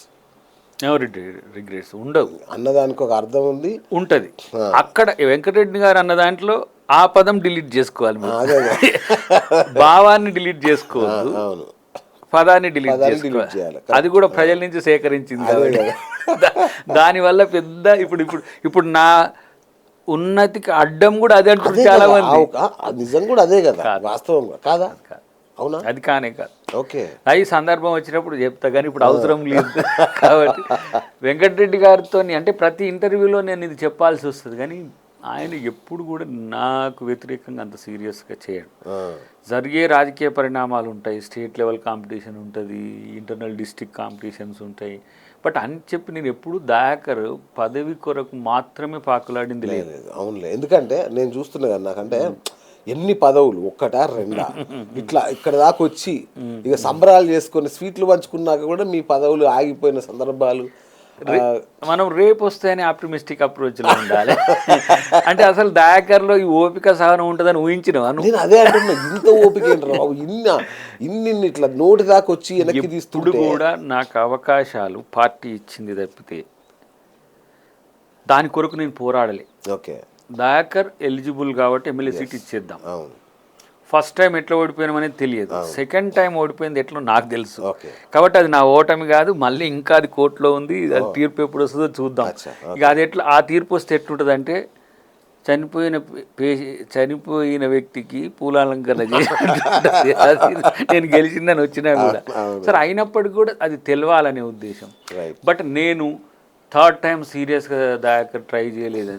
ట్రై చేయడం దయాకర్కి ఇవ్వాలనుకుంటే పార్టీ డెఫినెట్గా ఇచ్చేది. నాకు అదే అన్న, ఇప్పుడు నీ కోసం అంటే నిలబడ్డ ఒక మహానాయకుడు ఉన్నాడు, బాస్ ఉన్నాడు, బాస్ మిమ్మల్ని నడిపిస్తున్నాడు, మీకు ఖచ్చితంగా రావాలి. 2 సార్ల త్రుటిలో 1000-2000 అంతేగా, మొదటిసారి 1000, రెండోసారి 2000 ఓట్లు. నారోలో ఖచ్చితంగా ఈసారి కాంగ్రెస్ హవా ఉంది, ఖచ్చితంగా గెలుపు నల్లేరు మీద నడక మీకు ఈసారి. అసలు ఫస్ట్ ఆయననే, మీరు మా బాసే, నాకేం కంటెస్ట్ చేయాలని కూడా లేకుండే వాస్తవానికి. ఇక నువ్వు హాయిగా ఎంజాయ్ చేసుకుంటుండు, మేము కొట్లాడతాము, నువ్వు ఎందుకు సీరియస్గా లేవంటే ఆయనకి ఇంత కాంపిటీషన్, ఈ కన్స్టెంట్స్. నేను ఎప్పుడు కూడా నేను జనం కొరకు కొట్లాడేటప్పుడు ఎవరిని అడగా, ఎవరికి చెప్పా, మంచి చేసడానికి ఎవరికి చెప్పా. కానీ నా కోసం నేను కొట్లాడడం చాలా తక్కువ.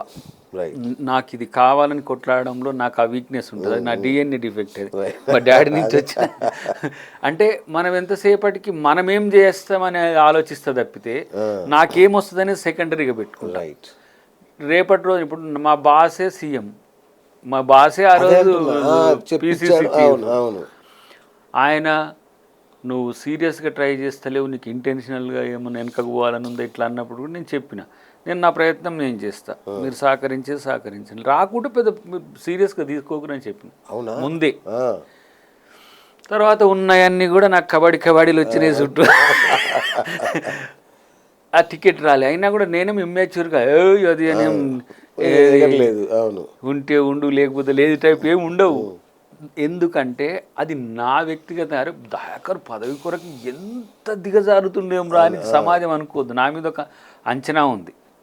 కాబట్టి అప్పుడు ఎంత మెచ్యూర్గా బిహేవ్ చేయాలనో నాకు ఆ టైంకి అది వచ్చింది. చూసిన ఒకప్పుడేమో స్టేజ్ మీద ఎగిరిన దయాకర్ మంచిగా ఒక వీడియో పెట్టిండు, మీకు ఇచ్చిన అభ్యర్థిని గెలిపించి రాహుల్ గాంధీకి, రేవంత్ రెడ్డి గారికి నేను గిఫ్ట్ ఇస్తా అని చెప్పినాం.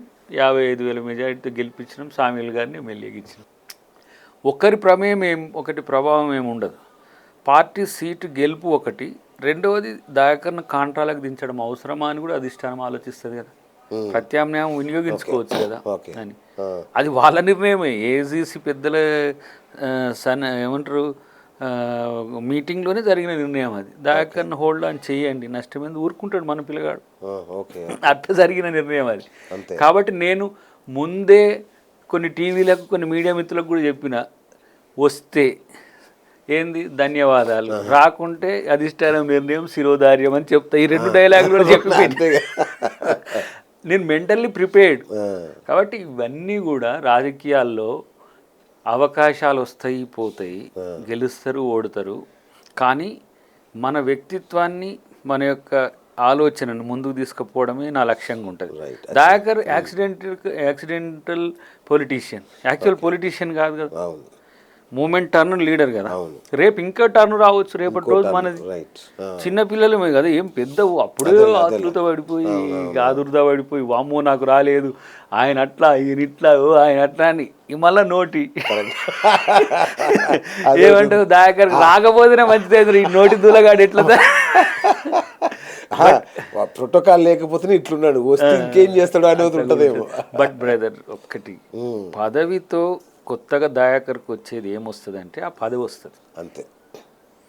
దయాకర్ ఆ పదవితో ఆ పదవికి వన్నె తెచ్చే పని చేస్తాడు తప్పితే రైట్. ఆ పదవితో కోట్లు సంపాదించి ఓ బంగళాలు కట్టి లేకపోతే ఏదో నేను అంబానీ అదానీలు అయ్యేది ఏం లేదు. ఆలోచన ఏం లేదు కూడా. కానీ నేను అంబేద్కర్ను గాంధీని ఫాలో అయితే చాలు, అంతే. లేదా మదర్ తెరీసాను అబ్రహం లింకన్ను. నా మోడాలిటీస్ వేరు. నేను రాజకీయ నాయకుని అయితే నా ఐడియాలజీ వేరు. అవును. నేనెంత సిన్సియర్గా ఇప్పుడు వాయులాల గోపాలకృష్ణయ్య గారి పేరు విన్నారు మీరు, ఎంత సిన్సియర్గా ఆయన జీవితం. నేను చాలా చూసిన వాళ్ళు కూడా, నేను పుట్టిన పెరిగిన ప్రాంతంలో ఉన్న లీడర్లు కూడా నా మోడల్ వేరు. ఒకవేళ సంపాదనే లక్ష్యం అయితే రాజకీయాలు నాకెందుకు? Okay. I'm doctorate in commerce, MCA చేసుకున్న, ఎల్ఎల్బి చేసుకుని ఒక నల్ల కోట్ వేసుకుంటే అడ్వకేట్లు కూడా ఎలమలయాలు కూడా ఇలా కోటు సంపాదించారు. నాది జీవించడం అనేది సంపాదించడానికి కాదు, జీవించడం అనేది ఒక మోడల్గా బతకాలనే ఉద్దేశమే తప్పితే ఏదో అబ్బా చాలామంది దయాకర్ కాడ డబ్బు ఉంటే బాగుండ్రా, చాలా మంచి లీడర్ అవరండి, డబ్బు ఉన్నది కాబట్టి లీడర్ అయిండ్రా వీడు అంటారు తర్వాత. కాదు, దయాకర్గా లీడర్ కావాలి. దయాకర్ లాంటి వాడు సక్సెస్ అయితే సామాన్యుడు కూడా రాజకీయాలను ఎట్లా చేయొచ్చో తెలుస్తుంది. ఓకే. సామాన్యుడు కూడా ఇప్పుడు ఎక్కడ దయాకర్ నాకేం పరంపర రాజకీయాల్లో మా తండ్రి ఏమో పెద్ద ఎమ్మెల్యేనో ఎంపీనో కాదు, మంత్రో కాదు. నా కుటుంబం ఒక సామాన్య దళిత కుటుంబం, ఒక మారుమూల పల్లెలు. అద్దంకి దయాకర్ వచ్చి ఈరోజు జనం ముందు ఉన్నాడంటే వాడు జనం కొరకు కొట్లాడతాడు కాబట్టి ఉన్నాడు. వాన్ని జడగొట్టకపోతే చాలు ఈ దయాకర్ గారు. కాబట్టి నాకు క్లియర్ ఐడియా ఉంది. ఇంకా రాకపోతే ఏం చేస్తావన్నా అని అన్నాడు ఒక ఆయన. రాకపోతే ఏం చేస్తారు? రాకపోతే ఏం కొట్లాడితే వచ్చేది ఏమన్నది కాదుగా. కాబట్టి ప్రభుత్వం ఉంది, తెలిసిన వాళ్ళే అందరూ. నేను చేయాలనుకుంటుంది కూడా ప్రజలకు మేలే కదా, వాళ్ళతో కూడా చేపించచ్చు, వాళ్ళు కూడా చేస్తారు కదా. మొన్న ఒకటి సావిత్రిబాయి పూలే ఒకటి జీవో వచ్చింది, ఆమె పుట్టినరోజు నాడు ఉమెన్ టీచర్స్ డేగా డిక్లేర్ చేయాలని అనుకున్నాము. వచ్చి సీతక్కని కలిసిన మా ఆవిడ వీళ్ళంతా కలిసి రమేష్ అని తీసుకుపోయి చేస్తే అది చేస్తే బీసీలంతా సంతోషంగా ఉన్నారు. ఏంది అట్లీస్ట్ ఒక ఉమెన్ బీసీని ప్రభుత్వం గౌరవించాలి. అట్లాంటి నువ్వు పదవులు ఉంటే చేయనక్కర్లేదు కదా, చేసేటోళ్ళు ఉన్నారుగా చెప్తే. అంటే వాళ్ళకి ఆ కాన్షియస్ ఉన్నది. అందుకని నేను రేవంత్ అన్న అయిన తర్వాత నేను ఏది రాకపోయినా పెద్దగా టెన్షన్ ఉండకపోవడానికి కారణం ఏంటంటే మాలాగా కంటే మాతోనే ఉంటూ మాకంటే బలంగా కొట్లాడగలిగిండు ప్రభుత్వం మీద. మాతోనే ఉంటూ పీసీసీని తీసుకొని పార్టీని బలోపేతం చేయగలిగాడు. మావాడే ఇప్పుడు సీఎం కూడా అయిండు. మేము అనుకునే చేయగలుగుతాడు. అలాంటప్పుడు ఇంకా రిప్లికా కూడా అక్కర్లేదు. దాకర్ నీకు అవకాశం వచ్చినప్పుడు ఎట్లా అయినప్పుడు నేను చూసుకుంటాను, కూల్గా ఉన్నాను, దట్స్ ఇట్. అందుకని పెద్దగా ఆవేశకాలు కొంతమంది మన టీవీ డిబేట్ చూసి దాకర్ ఏంద్ర ఒకటేసారి ఇట్లా మారి ఇప్పుడు ఇవన్నీ ప్రశాంతంగా ఉన్నాయి. అది ఎందుకు ఇప్పుడు టెన్షన్లు స్ట్రెస్లు ఉండవు. ఎందుకు అప్పుడంటే ప్రభుత్వం కొంచెం అనార్కిక్గా ఉండేది, ప్రతిపక్షం ఉండేది, మేమే ఫెరోషియస్గా ఉండాల్సి వచ్చేది. రేవంత్ రెడ్డి గారు వచ్చిన తర్వాత ఆ బాధ్యత ఒక 80% ఆయన తీసుకున్నాడు. మాలాంటి వాళ్ళంతా కూడా తను పెద్ద రాగం పాడుతుంటే మేము కూని రాగాలు తీసుకుని నడిచిపోయి, అంతకంటే ముందు నేను ఎక్కువ రిస్క్ తీసుకోవాల్సి వచ్చేది వారు రాకముందు. కాబట్టి ఇప్పుడు ప్రభుత్వం వచ్చింది, ప్రజలకి ఎట్లా మేలు చేయాలనేది చూడాలి. ప్రజలు నష్టపోతే మాకే ఇబ్బంది. అప్పుడో ప్రాబ్లం ఉండే, ఏంది ఈ కేసీఆర్ మీరే పట్టుకొచ్చారు కదా, మీరే ఉద్యమం చేసి తెలంగాణ తెచ్చారు కదా, మా తలకాయ మీద పెట్టింది మీరే కదా, మళ్ళీ ఇలా కేసీఆర్ని తిడితేంది అని అంటుండే. ఓరే ఇది రేపు ఆ పాత్ర వేసినా మనకే దెబ్బ. ఓ రోజు మహబూబాద్ పోతే కోదండరామ్ నన్ను ఒక ఆయన అంటుండు, ఇప్పుడేమో కేసీఆర్ని తిడుతుండ్రు, ఆయన కేసీఆర్ ఎమ్మటి తిరిగింది మీరే కదా. కాబట్టి ఇప్పుడు కూడా ఈ ప్రభుత్వం రావడానికి మా వంతు పాత్ర ఎంతో కొంత ఉన్నప్పుడు బాధ్యత కూడా ఉంటుంది. మీరు మనం అధికారంలో ఉంటేనే కాదు. కాబట్టి ఆ ప్రభుత్వాన్ని అటువైపు నడిపే దిశగా ముఖ్యమంత్రి గారు తీసుకుంటున్న చర్యలతో పాటు మేము జనానికి వస్తున్న సమస్య ఏంటని కనుక్కొని ప్రభుత్వానికి తెలియజేస్తే అది కూడా మంచి పని. రైట్ అన్న, లోకల్గా మీ మీద ఒక 2 కంప్లైంట్స్ ఉన్నాయి. అన్న ఎక్కువ ఉండడు నియోజకవర్గంలో, లోకల్ పబ్లిక్తో అంతగా మమేకం అవ్వడు, ఎప్పుడు ఇక్కడే ఉంటాడు. అసలు నిజంగా చెప్పాలంటే తుంగతుర్తిలో నేనున్నది చాలా తక్కువ. నేను పుట్టింది తుంగతుర్తి. ఇప్పుడు ఆంధ్రప్రదేశ్ అని మనం ఎట్లా అడ్రస్ రాసుకున్నామో, కదా, అవును. నీ నియోజకవర్గం ఏంటంటే నా ఊరితో పాటు నేను తుంగతుర్తిలోనే పుట్టి పెరిగి ఉన్నోని. అవును. అది ఎస్సీ అయిన తర్వాత మా ఊరు సూర్యాపేటకు పోయింది, పూర్తి మండలం సూర్యాపేటకు వచ్చింది, ఇది ఇటు వచ్చింది. కానీ మా నాన్నగారి పూర్వీకులంతా కూడా తుంగతుర్తి నియోజకవర్గం. నేను చదివింది తుంగతుర్తిలో, మీన్స్ నూతన్కల్. నేను ఫస్ట్ టైం టికెట్ తీసుకొచ్చిన నేను లోకల్ అని నాకు ఇచ్చిండ్రు. అవును. కానీ తుంగతుర్తిలో కాదు, సూర్యాపేటలో ఉండడమే 20 years నుంచి లేను. ఎప్పుడు 2004 నుంచి 92 నుంచి హైదరాబాదే. అవును. కానీ 24 నుంచి మొమెంటంలో ఉండబట్టి పూర్తిగా కంప్లీట్గా ఇంటికే మా అమ్మనే మర్చిపోయిన ఒక రకంగా చెప్పాలంటే. అప్పుడప్పుడు నేను ఒకదాన్ని ఉన్నాను చూడరా బాబు అంటున్నా. తర్వాత మా డాడీ 2011లో చనిపోయింది. అప్పటి నుంచి కూడా అసలు ఇంటి వైపు కూడా తక్కువే, ఇల్లు కూడా. నేను తుంగతుర్తికి పోయేది కానీ ఇంటికి పోకపోయేది, కాన్స్టిట్యున్సీకి పోయేది కానీ ఇంటికి పోకపోయేది. నా నా కార్యక్షేత్రం ఏదో తుంగతుర్తి. 2014 to 18 దాకా. 18 ఓటమి తర్వాత చాలా తక్కువ, 10-12 సార్లు, అది కూడా అకేషనల్గా. దానికి కారణాలు 2. ఒకటేమో అంతర్గతంగా ఉండే అంశాలు, రాజకీయ అంశాలు, వాటిలో నేను జొరబడను. తర్వాత అక్కడ ఇసుక పంచాయతీ ఒకటి ఉంటుంది, నేను ఈ పనికిరాని పంచాయతీలలో చెడ్డ పేరు వచ్చింది కొంచెం. వాళ్ళు తెచ్చుకొని అంటే వాళ్ళు తెచ్చుకుంటారు. కానీ నేను వాడు ఎవడో వచ్చినోని కూడా నేను తిట్టి పంపిస్తాడు అన్నట్టు వస్తే. సరే, అది ఒకటి, అది కూడా చెప్తా. కానీ ఇప్పుడు ఇక్కడ దామోదర్ రెడ్డి గారు చీఫ్ గార్డియన్ ఆడ తుంగతుర్తికి, ఆయన సూర్యాపేట ఉన్నా కూడా వారు ఉన్నారంటే 90% ప్రొటెక్షన్ ఉంటుంది. అటువైపు ఫస్ట్ టైం వెంకటరెడ్డి గారు, ఫస్ట్ టైం రాజగోపాల్ రెడ్డి గారు ఉండే, తర్వాత వెంకటరెడ్డి గారు ఎంపీ అయిన తర్వాత వీళ్ళిద్దరు జైంట్స్. మనకంటే వాళ్ళ దగ్గర ఎక్కువ అకామిడేట్ అవుతారు జనం. నాకు వెంకటరెడ్డి అంటే కోమటిరెడ్డి ఫ్యామిలీతోని దామోదర్ రెడ్డి ఫ్యామిలీతో సఖ్యత ఉండాలంటే నేను వీళ్ళిద్దరిని డిస్టర్బ్ చేయొద్దు. ఇది నా పాలసీ ఎప్పుడు కూడా. కాకపోతే ఇటుంటే ఇటు, ఇటుంటే ఇటు కొన్ని ఉంటాయి కాబట్టి నేను ఎటు ఉండకుండడం వల్ల నువ్వు ఎటు లేవని పోయింది నాకు. 18 తర్వాత కొంచెం అది ఎక్కువైంది. సో అమ్మ, నేను తుంగతుర్తి సందులనే నా రాజకీయ జీవితం అయిపోయేటట్టుంది, ఎంత న్యూట్రల్గా ఉంటే అంత మంచిదని నేను సెట్ బ్యాక్ అయినా. కాబట్టి అందుకనే చాలామందికి ఏంటంటే తుంగతుర్తిలో ఇప్పుడు ఫర్ ఎగ్జాంపుల్ మన దొంతి మాధవరెడ్డి గారు ఉంటారు Narsampet. Every day transactions with people only, ఆయన బిజినెసే పీపుల్. అట్లా నేను చాలా మందిని చూస్తాను. అఫ్ కోర్స్ ఉత్తమ్ గారు ఇంత బిజీగా ఉన్నా, బట్టి గారు ఇంత బిజీగా ఉన్నా, వాళ్ళు కాన్స్టిట్యున్సీతో ర్యాపో ఉంటుంది. నేను కాన్స్టిట్యున్సీకి ఒక రకమైన ప్రిన్స్ నేను, అంతే. అంటే యువరాజు లాగానే ఇటు లెజెండ్ అన్నట్టు వాళ్ళు ఇప్పటికీ అంతే. సామ్యుల్ గారు ఎమ్మెల్యే అయినా, ఇప్పుడు ఎమ్మెల్యే గారు సామ్యుల్ గారు ఉన్నా నా దగ్గరికి వాళ్ళు రెస్పాన్సిబుల్గా వస్తారు, అంతే. నువ్వు చేయాల్సిందే అంటారు, చేయగలిగినవి చేస్తాం. అది ఎమ్మెల్యేని కాదని చేయను, you go with our MLA only. ఎందుకంటే నేను అక్కడ ఇప్పుడు ఒక అతిథిని, విశిష్ట అతిథిగా లాగానే ఉండాలి. ఎందుకంటే నా కొరకు వాళ్ళు ఆస్తులు అమ్ముకుండ్రు, నా కొరకు వాళ్ళు కొట్లాడినరు, నా కొరకు నేను ఎవరో తెలియకుండా కూడా నాకు ఓట్లు వేసిండ్రు, వేయించిండ్రు, సెకండ్ టైం నన్ను గెలిపించిండ్రు.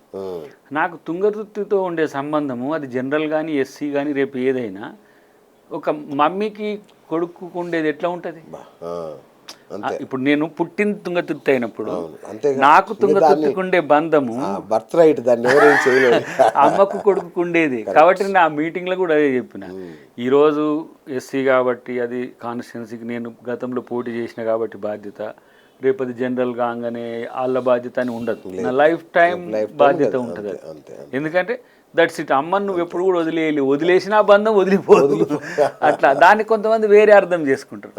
ఇసుక విషయానికి వచ్చినప్పుడు, ఇసుక అనేది ఎప్పుడైతే రాజకీయ నాయకుని లైఫ్లో వస్తుందో వాని బతికి ఇసుకే. ఒక రకంగా జగన్ అక్కడ ఒక రకంగా ఇబ్బంది పెట్టింది. ఆ కాంట్రాక్టర్లు నాకు దగ్గరికి వచ్చినా కూడా రానియకపోయేది. సార్ అందరికి ఇట్లా చేయాలనుకుంటున్నాం సార్, మీకు చేయాలి సార్ అంటే నో. రేపు నేను ఇసుక కోసం ప్రజల తరపున పోరాడాల్సి వచ్చినప్పుడు నా గొంతు లేవదు, అంతేగా. నువ్వు వాళ్ళ గురించి ఇదని కాదు అప్పుడు కూడా నువ్వు లేపలేదు అనేది కంప్లైంట్ లేపలేదు అంటే గాదర్ కిషోర్తో నీకున్న బంధం గురించి చాలా రకరకాల పుకార్లు గాదర్ ఉన్నాయి. కిషోర్ ఇప్పుడు వాస్తవానికి ఏంటంటే నా ప్రత్యర్థి కాదు నా శత్రువు కాదు. ఎందుకంటే నన్ను ఓడగొట్టింది తను కాదు, గెలిచింది తను కాదు. ఎవరు ఓడిండగొట్టిండ్రు ఎవరు గెలిచింది నాకు తెలుసు. అందులో మనోడు నా జూనియర్ మూమెంట్లో కూడా అక్కడ లోకల్ రాజకీయాల్లో కొంత అండర్స్టాండింగ్ పాలిటిక్స్ ఉండేవి. ఓకే, నా టార్గెట్ XYG వాళ్ళే. వాళ్ళు ఎవరు మనకు శత్రువుగా ఉండడానికి ప్రయత్నం చేసిర్రు, ఎవరు ప్రత్యర్థి చేయడానికి చేసిర్రు నాకు తెలుసు. కాబట్టి పాపం తన ఇప్పుడు కిషోర్ నని కూడా లాభం లేదు. ఇప్పుడు కేసీఆర్నే ఈడ వదిలని దయాకర్ కిషోర్ని ఎందుకు వదులుతాడు? అదే కదా ఇప్పుడు సమస్య. ఎందుకు అక్కడ లోకల్ లీడర్షిప్ 2-3 లేయర్లు ఉండి చాలా గట్టిగా వాళ్ళు చేసిండ్రు. ఆ సందర్భంలో కొన్ని సంఘటనలు జరిగినప్పుడు దయాకర్ రెస్పాండ్ కాలేదనే విమర్శ కూడా ఉండే. కానీ లోకల్ పాలిటిక్స్ కలిగం పులిగం ఉన్నాయి. ఎక్కడ వేరు ఏడ ఉందో, ఇక్కడ ఏడ ఉందో, ఏడ ఇట్లా ఇట్లా ఉంటుండే. కాబట్టి కొంచెం దాంట్లో గుంబనంగా ఉండడం వల్ల ఈ విమర్శలు వచ్చినాయి. బట్ నా దృష్టిలో సోబర్గా నిజం నిలకడ మీద తెలుస్తుంది కదా. రైట్, ఒక రకంగా ఇసుక వల్లనే ఆ కాన్స్టిట్యున్సీ నాకు కాకుండా పోయింది. నిజం. ఈ మైనింగ్ కాన్స్టిట్యున్సీ మీద ప్రతి ఒక్కరు బాగా కాన్సన్ట్రేట్ చేస్తారు. ఇల్లందు లాంటి, సత్తుపల్లి లాంటి ఎక్కడైతే ఏ తరహా ఖనిజాలు ఉంటే అవి మన నిధుల వేటలో ఉన్నట్టుంటే నాకెందుకు అది కూడా మళ్ళా రేపు నేను పోతే ఇదే ఇసుక వస్తుంది. కాబట్టి నేనెంత నిజాయితీగా ఉంటున్నో నా ఆత్మకు చెప్పుకోవడానికి ప్రయత్నం చేస్తా, కానీ కన్విన్స్ చేయలేము ఎవరిని కదా. సో క్లీన్ పొలిటీషియన్ అనే దానికంటే కూడా ఒక మేమంటాం దాన్ని డెమోక్రటిక్ పొలిటీషియన్ ఉండడానికి ఎక్కువ ఇష్టపడతారు. ఇవన్నీ మారిపోయినాయి. డబ్బు ఇప్పుడు ధనం ఒకవైపు, జనం ఒకవైపు. జనం కోసం ధనం, ధనం కోసమే జనం. ఇప్పుడు ఇంధనం మనకు పనికిరా. దాంట్లో మనిషి అంటోడు లేడు, లీడర్ అంటోడు. నన్ను ఇప్పుడు నేను జనం సొమ్ము తిన్నాను అనుకో బ్రదర్, నన్ను లీడర్గా చూస్తారా? ఏంద్రా ఒకసారి ఎమ్మెల్యే అండి ఏ చేసిండు కొడుకు మస్తు వేసిండు అంటారు. సో అట్లా కాకుండా కొంత ఏదో చేంజ్ కొరకు ప్రయత్నం చేసే దాంట్లో మనలాంటి వాళ్ళమే ఉండాలిగా. అంతే కదా. వండర్ఫుల్. మీ మాటల్లో నాకు కొంచెం టచ్ అవుతుంది. సూపర్. రైట్ అన్న, ఏంటి ప్రభుత్వం పరిస్థితి ఏంటి? బాగా ఏదో డిస్టర్బ్డ్గా ఉన్నట్టు అనిపిస్తుంది గవర్నమెంట్. కానీ కాన్స్టాంట్గా ఉంది నాకు తెలిసి. అంటే ఈ మీడియాలో వస్తున్న కథనాలన్నీ కూడా వార్తల బేస్డ్ కదా. అవును, ప్రతిపక్షాలు విమర్శిస్తూనే మీరు వేస్తారు. ఆ విమర్శలు చూసి అమ్మో ఏదో అయిపోతుందనేమో జనం అనుకుంటారు. కానీ మన టార్గెట్ జనం. ఇప్పుడు ఈరోజు గిట్లా ఉంటే 1,79,000 కోట్ల రూపాయలు దావోస్లో మనకి ఇలా పెట్టుబడులు వచ్చినాయి. రికార్డు నాకు తెలిసి దేశంలోనే ఏ రాష్ట్రంకి అంత రాలేదు. తెలంగాణ కాదు, ఏపీలో ఎప్పుడు లేదు. ఏపీలోగా అసలు దేశంలోనే డెఫినెట్గా. అమెజాన్ అనేది సరే అఫ్కోర్స్ మనకు దాని మేజర్ సెంటర్స్ 2-3 ఉన్నప్పుడు కూడా వాడు ఇప్పుడు సౌత్ ఏషియాలో హైదరాబాద్ని టార్గెట్ చేసుకుంటు 60,000 crores. వీళ్ళు సన్ సోలార్ వాళ్ళు దాదాపు నాకు తెలిసి 45,000 crores. అవి రెండే మీకు 1 lakh crores దాటిపోయింది. మిగతా అన్నీ కూడా ఒక 10,000 crores. ఈ 4th సిటీ అనేది AI సిటీ, ఆర్టిఫిషియల్ ఇంటెలిజెన్స్ సిటీతో పాటు మిగతా ఇన్ఫ్రాస్ట్రక్చర్ మనం ఇస్తున్నాం. కాబట్టి పొటెన్షియల్ హైదరాబాద్ రేపటి రోజున ఇండియా ముఖ చిత్రంలో హైదరాబాద్ని తీసేసి ఏ వ్యాపారం చేసే స్థితి రాదు. మనకు అమరావతి కూడా డెవలప్ అవుతుంది, చాలా పెద్ద ఎత్తున అది కూడా డెవలప్ అవుతుంది. కానీ కొన్ని ఇంపార్టెంట్ ఇంటెన్సివ్ కంపెనీస్ హైదరాబాద్ను తప్పితే వేరే మార్గం ఎంచుకోవడానికి లేదు. ఇప్పుడు డేటా సెంటర్స్ అన్నీ ఎందుకు హైదరాబాద్కి వస్తున్నాయి? ఇప్పుడు టాటా వాళ్ళు ఈయనే పెట్టాలనుకుంటుండ్రు, బిర్లా వాళ్ళు ఈయనే, అంబానీలు ఈయనే. అంబానీలు ఎమ్మడి పెడతాం మా డేటా సెంటర్కి ఇవ్వమని, అదాని కూడా ఇవ్వమంటుండ్రు. ఇప్పుడు మనం దామగుండంలో ఇప్పుడు చూడు నావీది డేటా సెంటర్ పెట్టినాం. అది రాడార్కి సంబంధించిన ఇన్ఫర్మేషన్ అంతా కూడా గుండం నుంచి పోతుంది. అంటే ప్లేస్ వైజ్గా కూడా పొటెన్షియల్ ప్లేస్ ఇది. డక్కన్ ప్లేట్ అనేది ఒక వరం. ప్రపంచంలో ఉన్న ఒక 2-3 ప్లేస్లలో this is one of the best plate, safest. So దానివల్ల హైదరాబాద్కి ఎక్కువ వస్తున్నాయి. ఇక పథకాలు వాటికి సంబంధించి 6 గ్యారెంటీల గురించి చెప్తా ఉంటారు వాళ్ళు మన వాళ్ళు. 6 గ్యారెంటీలో 2-3 ప్రధానమైనవి మిగిలి ఉంటాయి. ప్రత్యేకించి ఈ 2,500 మహిళలకు కానీ, స్కూటీస్ కానీ, రైతు భరోసా అయితే అయిపోద్ది. మహిళలకు సంబంధించిన అంశంలోనే రావాల్సి ఉంది. వచ్చే ఫినాన్షియల్ ఇయర్ నుంచి మనకు రెవెన్యూ రిసీట్స్ పెరుగుతాయి. ఇప్పుడు రైతు రుణమాఫీ ఎట్ టైం అయ్యేసరికి మనం ఒక 22,000 కోట్లు ఇప్పటికే పే చేసినాం. ఇంకో దానికి రిజర్వ్గా ఒక 6-7 వేల కోట్లు ఉన్నాయి. ఇంకా అవి స్లోగా చేస్తాను. నాకు ఇక్కడ సమస్య ఏంటంటే దామోదర రాజనరసింహారావు అవ్వలేదని చెప్తాడు నిన్ననే. అవును అవ్వలేదు, ఇంకా చాలా చేయాల్సిందని ఆయన అంటాడు. లేదు మొత్తం అయిపోయిందని సీఎం గారు అంటారు. అంటే ఒక మాట మీద ప్రభుత్వం ఒక కట్టడి మీద నడవట్లేదు. మనము ఎంత అంతర్గత ప్రజాస్వామ్యమా అని మనం ఏంటంటే ఇప్పుడు అలొకేషన్ జరిగిన తర్వాత ఇప్పుడు ఫర్ ఎగ్జాంపుల్ మనం రేషన్ కార్డ్స్ ఇవ్వాలి. అవును, రేషన్ కార్డ్స్ లెవెల్ 1 ఇది. ఎవరైతే రాని వాళ్ళు ఉన్నారో రానిది ఎందుకో చూసి దాన్ని కంప్లైంట్ చేసుకోవాలి, అప్పీల్ చేసుకోవాలి. ఇది మొదలు ఇదే చివర కాదు కదా. ఇప్పుడు రైతు రుణమాఫీకి సంబంధించి కూడా 22,000 crores మీద నడుస్తున్నది. అది స్లోగా 31,000 crores పెట్టినాం. ఏ చిక్కులునే అవి రిజాల్వ్ చేసుకుంటూనే వస్తూనే ఉంటాయి. కానీ బడ్జెట్ని మనం వెనకకి తీసుకోలేదు కదా. ఇప్పుడు రైతు భరోసా ఉంది. రైతు భరోసాకు సంబంధించిన అంశంలో కూడా పంట యోగ్యమైన పంట వేసిన పొలాలన్నిటి కూడా మొదలు పెడుతూనే ఉంటారు. రాని వాళ్ళు మళ్ళీ పర్సువేట్ చేసుకోవచ్చు, ఎంఆర్ఓ ఆఫీస్ నుంచి తెచ్చుకోవచ్చు అది. కాబట్టి ఇట్లా అలొకేట్ చేయగానే నిమిషంలో అందరికీ ఉండాలనే ఆలోచనతో వీళ్ళు ఉన్నారు. అట్లా ఎట్లా ఉంటుందంటే ఏ సర్వే నెంబర్ ఉందో ఆ సర్వే నెంబర్లు అందరికీ సేమ్ మనం టింగ్ అని కొడితే అందరికి పోతుంది. ఇప్పుడు అట్లా కాదు కదా. పంట వేయని వాటికి, ఇండస్ట్రియల్ వాటికి, లేకపోతే కమర్షియల్ వెంచర్స్ వాటికి లేవు.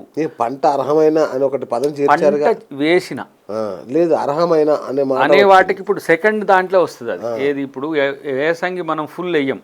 అదే అంటున్నా. ఇప్పుడు 1,20,00,000 ఎకరాల భూమి సాగు యోగ్యమైంది ఉందనుకోండి. సాగు చేసిన పొలానికి ఇస్తున్నాం మనం. ఓకే, సాగు యోగ్యము వెయ్యలేని పరిస్థితులు, కరువు పరిస్థితులు వస్తే ఒక చర్చ. ఎండాకాలం ఇప్పుడు 80 లక్షల ఎకరాలు వేసినాం అనుకోండి, రేపు 60 లక్షల ఎకరాలు వేస్తాం. అవును, అప్పుడు పంట పెట్టుబడి అప్పుడు 20 లక్షలకు ఇవ్వరు. పంట పెట్టుబడి ఇది. పంట మీరు వేసినందుకు మీకు పంట ఇప్పుడు పెట్టుబడి దేనికి ఇస్తున్నావు? వ్యవసాయం చేసిన దానికి. మన వాళ్ళు ఏంటంటే భూమి ఉన్నది ఇచ్చేయి, ఎంతైతే భూమి చెయ్యరు కానీ ఇచ్చేయి. ఇంకా కొంతమందికి ఏమో ఇప్పుడు మీరు కౌలు రైతు, నేను వ్యవసాయం అనుకోండి, నీ దగ్గర నుంచి నేను కౌలు తీసుకుంటాను, మళ్ళీ రైతు భరోసా కూడా నీకు రావాలంటున్నావు. పని చేసేటోనికి రావాలి, పని చేసుకుంటోనికి రావాలి. లేదు నీకే శిస్తూ వచ్చి మళ్ళీ నీకే అది రావడం అనేది అది కూడా ఒప్పుకోవట్లేదు. కాబట్టి ఎట్లా పరిష్కరిస్తారు? కౌలు రైతులు ఎట్లా పరిష్కరిస్తారు? కౌలు రైతుకు మనం ఏంటిది, మీరు అగ్రిమెంట్ లేకపోతే మీరు చేసుకోవాలి, లేకపోతే వారికే ఇస్తారు. ఇచ్చినట్టే కదా. ఇక మీది అగ్రిమెంట్ భూ హక్కుదారు, మీరు చేయట్లేరు. నేను చేస్తున్నా, నేను అప్లై చేసుకున్నా, మీకు శిస్తు కొరకు అగ్రిమెంట్ అయిందా? శిస్తు అంటే మీన్స్ కౌలు. రైట్, కాలేదు కాబట్టి ఇయ్యరు. కౌలు నువ్వు ఆయనకి ఇచ్చి కౌలు ఇవ్వాలి, ఉత్తగా చేసుకుంటాను అట్లా. దానికి ఒక మొడాలిటీస్ పెట్టింటే అక్కడ కూడా ఏమైనా చిక్కులు వస్తే మీకు ఎంఆర్ఓ లెవెల్లోనే దాన్ని రిజాల్వ్ చేయడానికి కూడా ఉన్నది. కాబట్టి దాన్ని పెద్ద సమస్య కాదు. మనం ఇచ్చి బదనాం చూడు, ఇది అదే కదా పంచాయతీ. ఇప్పుడు రైతు రుణమాఫాలు 9 సంవత్సరాలకు చేసిండ్రు. ఎంత చేసిండ్రు? 12-13 వేల కోట్లు చేసిండ్రు. మొత్తం 16 వేల కోట్లు ఏమో తెచ్చిండ్రు. మనం ఇప్పుడు 21-22 వేల కోట్లు ప్రభుత్వం వచ్చిన మొదటి సంవత్సరంలో ఇచ్చినాం.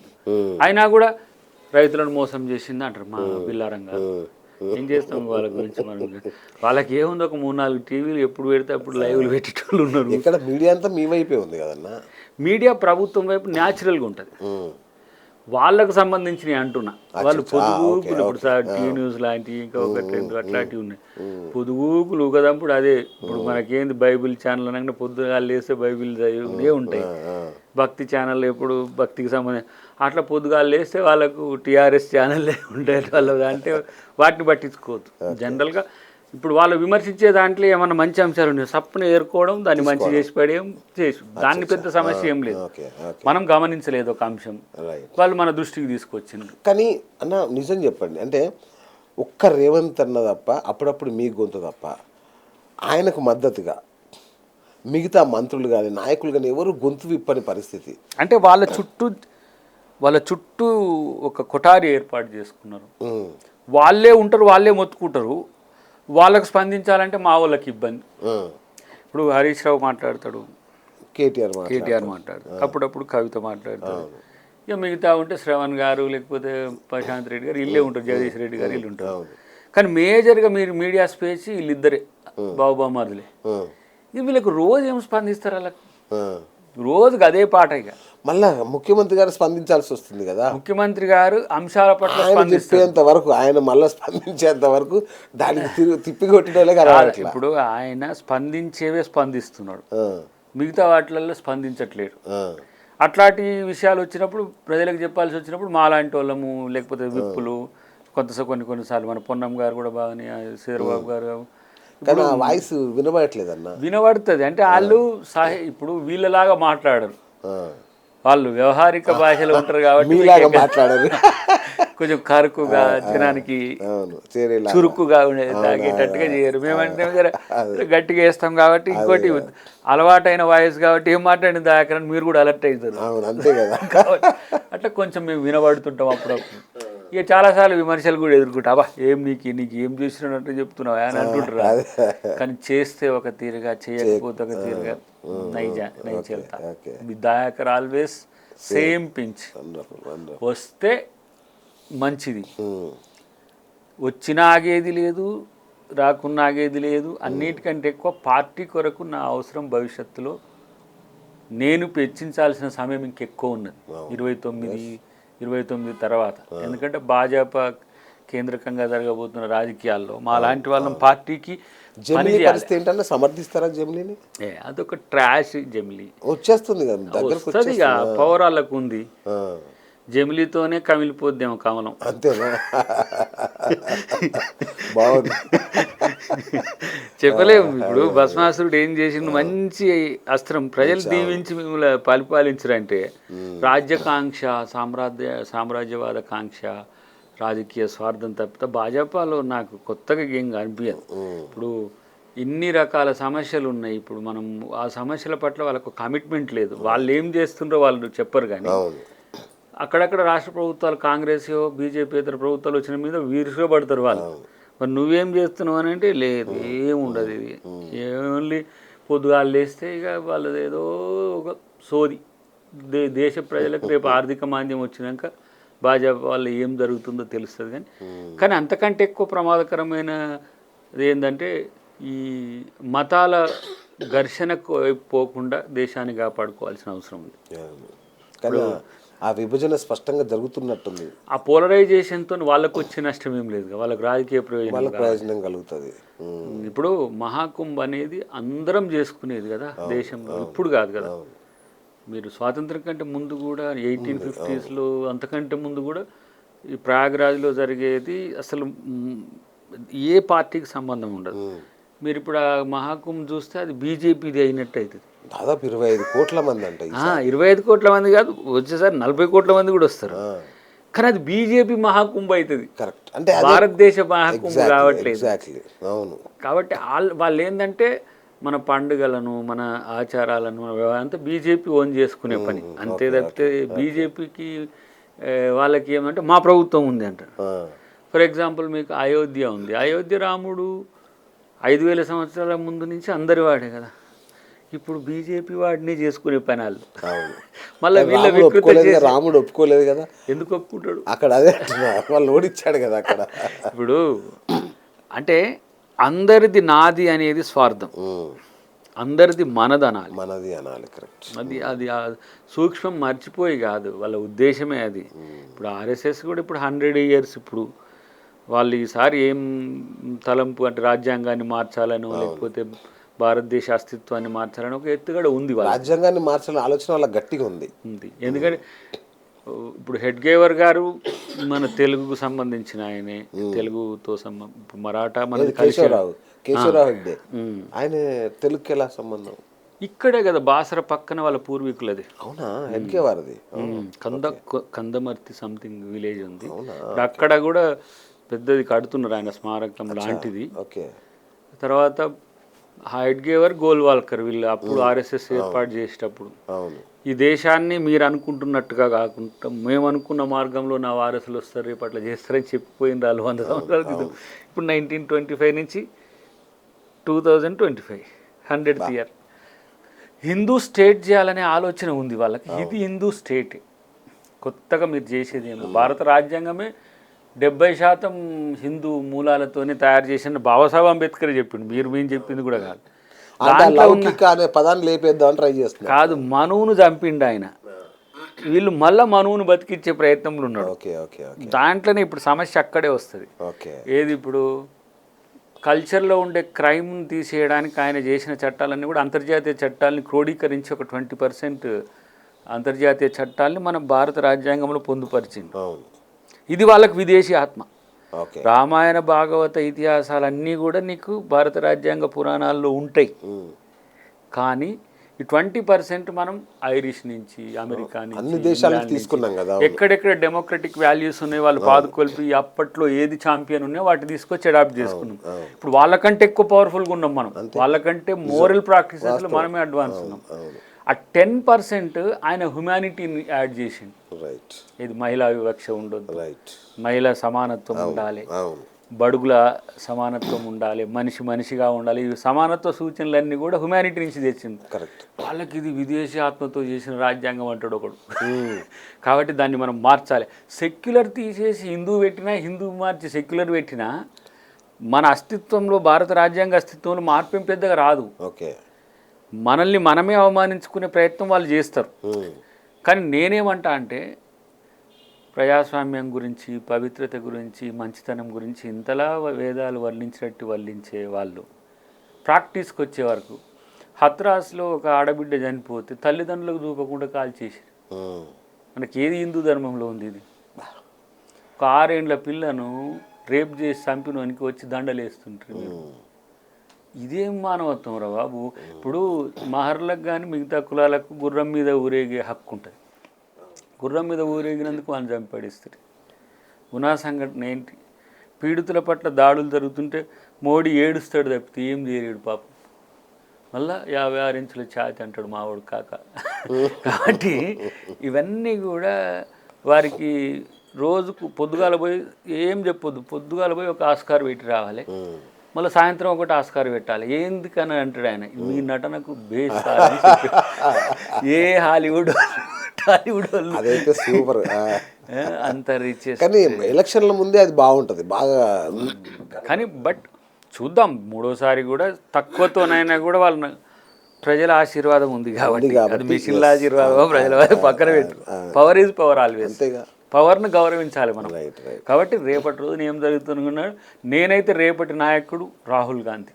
రాహుల్ గాంధీ ఐడియాలజీకి చాలా సింక్ అవుతాం. ఇప్పుడు ఇక్కడ రేవంత్ అన్నకి ఎట్లా తెలంగాణ రాజకీయాల్లో నేను ఎట్లా సింక్ అవుతాను, రాహుల్ గాంధీ చేసే పోరాటము అది నేనే చేయాలనుకుంటోంది కాబట్టి తనే చేస్తుంది. కాబట్టి మేము ఇంకా ఊతాం ఇట్లా సేమ్.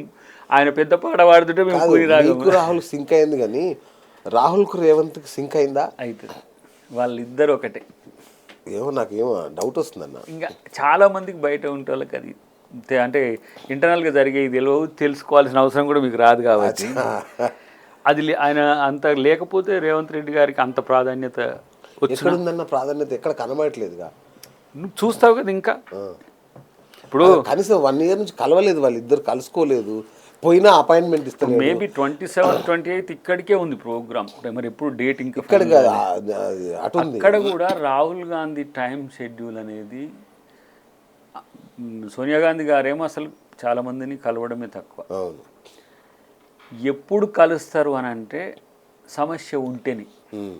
సమస్య ఉంది అన్న, మంత్రివర్గ విస్తరణ కాలేదు ఇప్పటిదాకా. అది ముఖ్యమంత్రి గారు ఇంటెంట్ పెడితే ఇమ్మీడియట్గా వాళ్ళు ఇనిషియేట్ అవుతారు. లిస్ట్ పట్టుకుని ఆయన 6 నెలలు ఎప్పటి అదేం లేదు. అది మన వాళ్ళ ఊహాగానాల వార్తలు. మంత్రులు కూడా మన వాళ్ళే చేసి చాలా మందిని 6గురిని వీళ్ళే డిసైడ్ చేసి అసలు దాంట్లో ఎవరైతారో కూడా తెలియని పరిస్థితి. కానీ ఏ చేస్తే పోలా అని నాది మంత్రికి నాది మంత్రి అంటే ఒక 20-30 ఛానల్స్ అయితే ఉన్నాయి కదా మనకు మేజర్గా. జర నా పేరు కూడా మంత్రులు బొమ్మ నగబడుతుంది కదా, అయితమా కావగా. కానీ ఇంతవరకు దాని మీద ఇంకెలాంటి నిర్ణయాలు కాలేదు. ఎప్పుడైతే అది విస్తరణ గురించి ముఖ్యమంత్రి గారు అధిష్టానానికి చెప్తారో అప్పుడు దాని మీద ఆలోచన చర్చ వస్తుంది. ఓకే. అంటే రాజగోపాల్ రెడ్డి వాళ్ళు ఏమైనా భయపడుతున్నారు? రాజగోపాల్ రెడ్డికి ఏమైనా భయపడుతున్నాడా సీఎం? ఇప్పుడు ఎవరికేముండదు ఆయనదైన పద్ధతిలో ఆయన ముందుకు పోతుంటాడు, అది స్టన్ పర్సువేషన్ తీసుకుంటాడు. వాళ్ళు ఎట్లా చెప్తే కూడా అట్లా అనే పరిస్థితి కూడా కొన్ని సందర్భాలు వస్తాయి. ఉంటుంది. కొన్ని సందర్భాలు డిస్క్రిప్షన్ అనేది సీఎందే, లేదు ప్రత్యామ్నాయం వీళ్ళని చూసుకుంటే బెటర్ ఏమో అన్నప్పుడు దాన్ని బట్టి ఆలోచిస్తారు, కన్స్టెంట్స్ ప్రోస్ అండ్ కాన్స్ని బట్టి. ఓకే. పెద్ద అందరు ఇప్పుడు ఒక ఒక మూమెంట్లో పోతున్నారు. ఇంకా అది ఇప్పట్లో ఏం డిస్టర్బ్ కాదని నాకున్న అంచనా. రైట్. రేవంత్ని మార్చే అంటే చాలా మంది బయట ఈ మహా అంటే ఇంకొక 3 నెలలు ఇట్లా కాదు, పగోని పంచాంగం చెప్పమంటే మధ్యాహ్నమే సత్యని చెప్తారు. కరెక్ట్. కాబట్టి వాళ్ళవి మనం పట్టించుకోవద్దు, మాకేం జరుగుతున్నాయో తెలుసు కదా. అన్నిటికంటే ముఖ్యంగా నీకు ఒకటి చెప్తా, ఈ ఏమంటాం ప్రేరేపిత వార్తల పట్ల సీఎం గారు పెద్దగా పట్టించుకోరు. ఓకే. వాస్తవాలు ఉన్నాయనుకో, అమ్మ వీళ్ళకిట తెలిసింది అనుకుంటాడు, కానీ ఉత్త పుణ్యానికి వస్తే నవ్వుకుంటాడు అంతే. ఇది చెప్పండి అన్న, రియల్ ఎస్టేట్ ఆయన రియల్ ఎస్టేట్ కింగ్, పితామహుడు రియల్ ఎస్టేట్లో తోపు. ఆయన రియల్ ఎస్టేట్ చంపేయడం ఏంటన్నా? నాకు చంపడం ఏం కాదు, జీరో బిజినెస్. నేను ఒకటి చెప్పనా, ఈ ఆర్టిఫిషియల్ హైప్ వద్దు. ఓకే. నిజాయితీగా వ్యాపారం జరిగే వాళ్ళకి ఏ నష్టం జరగకుండా చేసే కార్యాచరణ నెక్స్ట్ వస్తుంది. ఓకే. మనకు ఆంధ్రప్రదేశ్లో చంద్రబాబు గారు రావడం వల్ల చాలామంది అమరావతి గురించి ఆలోచించి కొంత షిఫ్ట్ వచ్చేసారు, అటు పోయారు, మళ్ళీ వచ్చేసారు, వస్తారు. ఇప్పుడు మనకు RRR మధ్యన అవస్థాపన సౌకర్యాలకు సంబంధించిన వివరాలు మీకు తెలుసు, మెట్రో విస్తరణతో పాటు. ఈ రియల్ ఎస్టేట్లో 1 ఎకరం 100 దాకా పోయింది. ఇది వాపా బలుపా. రైట్. ఒక సామాన్యుడు ఇల్లు కొనుక్కోవాలంటే 10 కోట్లకి ఇల్లు ఏంది, 5 కోట్లకి ఇల్లు ఏంది. అరే 2000 చదరపు అడుగు గజాల దానికి 1.5 కోటి అంట. ఇంటి కిరాయిల పరిస్థితి ఏంది. ఒక సామాన్య మన మీడియాలో పనిచేసే యువకులు ఇప్పుడు వీళ్ళు వచ్చి అన్న ఉండాలంటే వాళ్ళ జీతం ఎంత, వాళ్ళు ఉండాలంటే పోయి ఊరవతల గుడిసెలు వేసుకొని బతకాల్సిన పరిస్థితి. ఇది హైప్, ఇది దాని రియలిస్టిక్ వస్తుంది. ఇప్పుడు ఒక బస్తీలో ఉన్న సామాన్యుడు ఈ హైదరాబాద్లో ఇల్లు కొనగలుగుతాడా? వాళ్ళ ఇండ్లు ఆ 50 గజాల్లో 1st floor, 2nd floor, 3rd floor అవుతుంది. ఓల్డ్ సిటీలో ఎట్లయితే ఒక ఇంట్లో ఇప్పుడు షిఫ్ట్ సిస్టంలో కూడా కాపురాలు చేసే స్థితికి వస్తున్నది. ఇది హైదరాబాద్ లాంటి నగరం ఏం తక్కువ అని, సముద్రం అడ్డం ఉందా, ఎక్స్టెండ్ కావడానికి నీకు ఇప్పుడు 60 కిలోమీటర్ల స్ట్రెచ్ వచ్చింది ఇప్పుడు. కానీ ఎందుకు ఇదంతా పెరుగుతుంది అని చెప్తే, ఇప్పుడు దాన్ని ఆయన రియల్టరే కదా, ఆల్మోస్ట్ ఆల్ తెలుసు. అదే అంటున్నా, ఆయనకు తెలియని విషయమా? తెలిసినప్పుడు ఎందుకు దాన్ని డిసప్పాయింట్ చేస్తున్నారని అనుకుంటుండ్రు. వాస్తవ పునాదుల మీద ఏ వ్యాపారమైనా నడవాలి. రేపు 4th సిటీ అవుతుంది, వరల్డ్ ప్రైవేట్ బిల్డింగ్స్ వస్తాయి అటు, అక్కడ పోయి మంచిగా మీరు కూడా ఇల్లు కట్టండి, అక్కడ రెసిడెన్షియల్ దొరుకుతుంది. కానీ ఉత్త పుణ్యానికి సినీ పోలీస్ మాదిరిగాను అక్కడనో 1 ఎకరం 100 కోట్లు 150 కోట్లు తెచ్చి ఎవరిని చంపడానికి ఇదంతా. మళ్ళీ దాన్ని ఇప్పుడు నువ్వు వాళ్ళు పెట్టి కొంటారు, కానీ దాన్ని కొనేటోడు కూడా ఉండాలి. ఆక్యుపెన్సీ ఎంత ఖాళీలు ఉన్నాయి ఇప్పుడు, ఎందుకు కరోనా తర్వాత ఆక్యుపెన్సీ రేట్ పెరుగుతలేదు అపార్ట్మెంట్స్లో, మళ్ళీ రెంట్స్ తగ్గట్లేవు. సో దీన్ని ఈక్విలిబ్రియం చేస్తారు. రెండవది, మూసీ పరివాహక ప్రాంతం అంతా కూడా కమర్షియల్ జోన్ అవుతుంది రేపు. ఏదైతే మనం సాకారం అవుతుందా, జనంలో ఇంత డెఫినెట్గా అవుతుంది. ఇప్పుడు అది వస్తే ఇంకా మరింత మీరు 3 లక్షల కోట్ల పెట్టుబడులు వస్తాయి. ఇప్పుడు మనం కడుపులో క్యాన్సర్ గడ్డ పెట్టుకొని బయటికి ఎంత నటించినా క్షీణిస్తుంటుంది ఆరోగ్యం. ఇప్పుడు మూసి మనకు వరప్రదాయిని కావాలి తప్పితే, మూసి మురికితోని వచ్చినోడు చూసి ఇదేం నగరం రాని పోవద్దు. తర్వాత అక్కడ బిజినెస్కు స్కోప్ ఉన్నది, ఒరిజినల్ సిటీగా ఉన్న ఓల్డ్ సిటీ డెవలప్ అవుతుంది, నగర వేగం పెరుగుతుంది, రోగాలు తగ్గే కార్యక్రమం ఉన్నది. అక్కడనే ఆకాశామ్యాలను కూడా మనం చేసుకోవచ్చు, అక్కడ వ్యాపారాలు చేసే అవకాశం ఉంది. సిటీని అందంగా తయారు చేసుకోవడంతో పాటు ఇంటర్నేషనల్ స్టాండర్డ్స్తో ఉండాలి కదా. ఇటు వచ్చినప్పుడు లైట్లనే చూసి ఇదిరో హైదరాబాదు అని అంటావు, అటు అమ్మో హైదరాబాద్ అనొద్దు కదా. అది జరుగుతుంది ఇప్పుడు. దాంది అసలు ఆ గతంలో ప్రభుత్వం కూడా చేసింది, కానీ వాళ్ళు ఎగ్జిక్యూషన్లో ఫెయిల్యూర్ అయినారు. కొంత వ్యతిరేకత వస్తుంది, 11,000 ఇండ్లకు సంబంధించిన అంశం కదా. దాన్ని ఎగ్జిక్యూషన్ కూడా కొంచెం తేడా కొట్టిందేమో. హైడ్రాను దాన్ని డెమోక్రటైజ్ చేయడానికి ఇప్పుడు పిటిషన్ బేస్డ్ కానీ ప్రభుత్వ ఆస్తులను ఇష్టం వచ్చినట్టుగా హైడ్రా లేదని కొట్లాడితే కాదు, హైడ్రా వస్తుంది నీకు. మీ ప్రైవేట్ ఆస్తులకు సంబంధించిన అంశంలో ఇల్లు ఉంది. According to rule of law నీ ఇల్లు నీదే అయినప్పుడు కూలిస్తే నా మీద కోర్టుకే కాదు నా మీద ప్రజా కోర్టులో కూడా నువ్వు ఛాలెంజ్ చేయొచ్చు. కాబట్టి అన్యాయంగా రేవంత్ రెడ్డి గారు పోవడానికి అవకాశం లేదు, ఎందుకంటే మున్సిపల్ మంత్రి కూడా వారే కాబట్టి. మరి తిరుపతి రెడ్డి గారిది ఎందుకు అన్నా ఆపేశాడు? అది బాగా చెడ్డ పేరు వచ్చింది. ఇప్పుడు తిరుపతి రెడ్డి గారిది అన్నదెవరు? కేటీఆర్, హరీష్ రావు లాంటి వాళ్ళు. అట్లా వందల మందిలో కూడా రైట్ఫుల్ ఎవరైతే కోర్టుకు పోయి ఉన్నారో డిగ్రీలతో ఉన్నాయి ఆగినాయి. వాళ్ళు రాజకీయం కొరకు తిరుపతి అనేది మాట్లాడుతుండొచ్చు కాక చాలా మంది ఆగినాయి. ఇప్పుడు నిన్న ఒక పెద్ద ఆయన నువ్వు ఓల్డ్ సిటీ నుంచి మొదలు పెట్టాను అన్నాడు మా నాగేంద్ర అన్న. ఎస్, వాళ్ళకు ఉన్న అప్రయన్సెస్ను మనం దాన్ని కన్సిడర్ చేయాలి. బట్ హైడ్రా గురించి హైడ్రానే పట్టించుకుంటుంది. Okay, they can take care of them self. Okay, ఎందుకంటే వారికి మంచి నేమే ఉంది కదా, రంగనాథ్ గారికి ఉంది కదా, కాబట్టి దాంట్లో ఇంటర్వ్యూని కావాల్సిన అవసరం లేదు. తర్వాత అత్యుత్సాహాలు చూపించాల్సిన అవసరం లేదు. కానీ నగర నాలాస్ని కానీ ట్యాంకులను కానీ కాపాడాల్సిన బాధ్యత మన అందరిది. కాబట్టి నేను బెటర్ హైదరాబాద్, సేవ్ హైదరాబాద్ పేరు మీద చాలా ఇక్కడ ఏవైతే సొసైటీస్ ఉన్నాయో వారు కూడా వారికి సహకరించండి. బెటర్ హైదరాబాద్ కావాలి. ఇప్పుడు మనం బయటికి వెళ్ళి మాత్రం 5 నిమిషాలు ఇంట్లో ఉండాలనుకుంటాము, కానీ ఎక్స్పాన్షన్ కొరకు కొడితే హైడ్రా వచ్చిందో లేకపోతే మున్సిపల్ అధికారులు అని అంటాం. మూసి మురుగులో తీసుకుపోయి కోరింటి హాస్పిటల్, గాంధీ హాస్పిటల్, ఇంకో హాస్పిటల్ అన్నీ మురికి నింపితే ఏమయ్యా ప్రభుత్వం ఇన్ని రోగాలు వస్తుంటే డెంగ్యూ లాంటి మీ ఆలోచన మంచిది కాదనట్లేదన్న, ఆచరించిన పద్ధతి వల్ల మీకు చెడ్డ. మనం మూసీలు ఏం కూల్చలే, హైడ్రా వేరు. హైడ్రాని మూసీకి హైడ్రా వాటిని ఏది హిటాచీలను తీసుకొచ్చి మూసీలో పెట్టి వాళ్ళు ఏదో మీడియాలో కలగాపులగం చేసిరు తప్పితే మూసీలో ఎవరైతే స్వచ్ఛందంగా ఇల్లు ఖాళీ చేసిపోయినరో వాళ్ళే దర్వాజలకు, ఫ్యాన్లకు, దూలాలకు తీసుకొని పోయినరు తప్పితే హైడ్రా కూల్చివేతలు మూసీకి లేవు. హైడ్రా వేరే.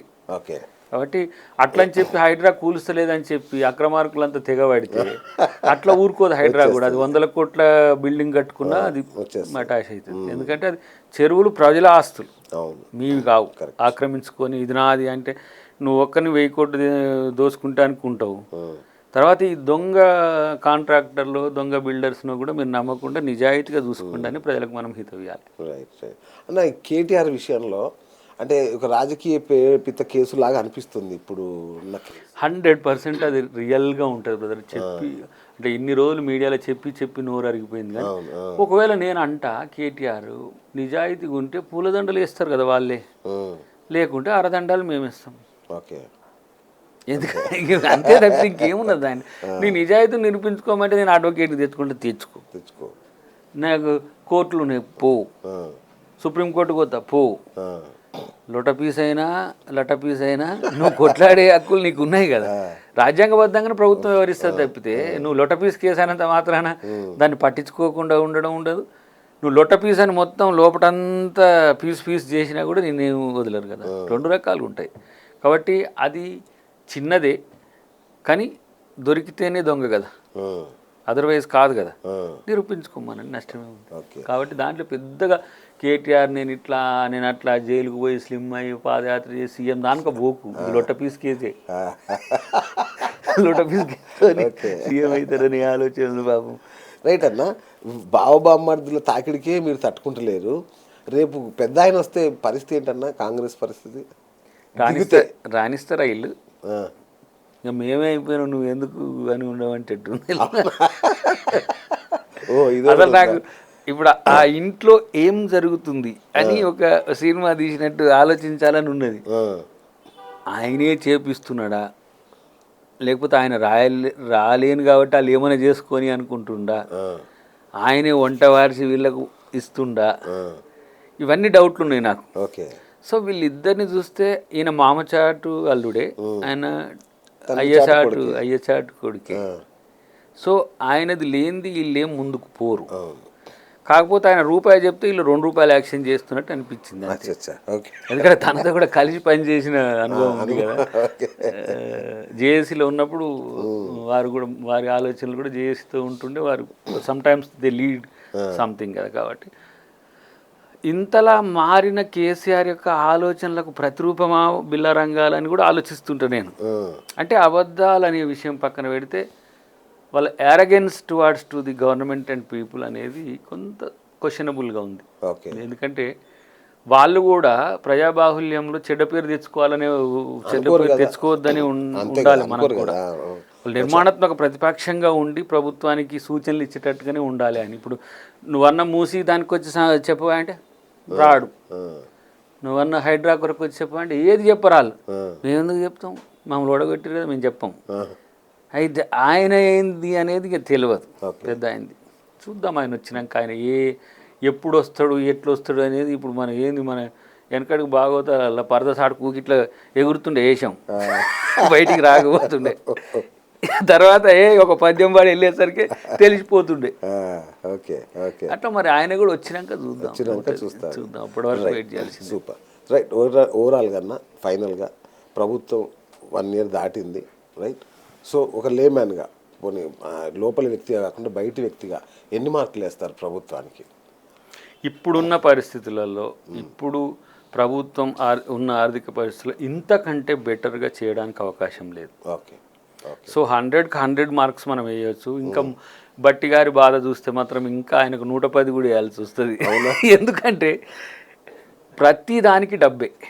ఫినాన్స్ మినిస్టర్గా తను ఉన్నాడు, ముఖ్యమంత్రి గారిది ఎట్లుంటుంది, ఒక పథకం ఉంటే దానికి బట్టాన ఏంది చేయాలనేసరికి ఇప్పుడు సర్దుబాటు వ్యవహారాల్లో ఖజానా ఖాళీ ఉన్నప్పుడు తనఖాల సమస్య వస్తుంది, బ్యాంక్ అప్పుల సమస్య వస్తుంది, ఇన్ని రకాలుగా ఉంటాయి. వెనకటికి రాజశేఖర రెడ్డి గారు సీఎంగా ఉన్నప్పుడు రోషయ్య గారికి ఏం సమస్య ఉందో ఇప్పుడు రేవంత్ గారు ముఖ్యమంత్రి గారికి బట్టనికి కూడా కన్ఫ్యూజన్ వచ్చింది. కానీ బట్టన్ అందులో బిజీగా ఉన్నాడా, బీటాక్స్లో బిజీగా ఉన్నాడా అని. ఇప్పుడు ఆ బీటాక్స్తే ఎక్కువ వినబడుతుంది. మరి ఇప్పుడు సేమ్ ఇదే ఈటల రాజేందర్ మనోడు ఇంకెవరిద్దరు ముగ్గురు పడిగట్టుకుని అనడం కనుక బట్టిని టార్గెట్ చేసి అనడం తప్పితే ఎవ్రీథింగ్ ఏ నిర్ణయం తీసుకున్నా కూడా క్యాబినెట్ బేస్డ్గా ఉంటాయి. బిల్స్కి సంబంధించిన అంశంలో కూడా సింగిల్గా నిర్ణయం తీసుకునే అవకాశం ఉండదు.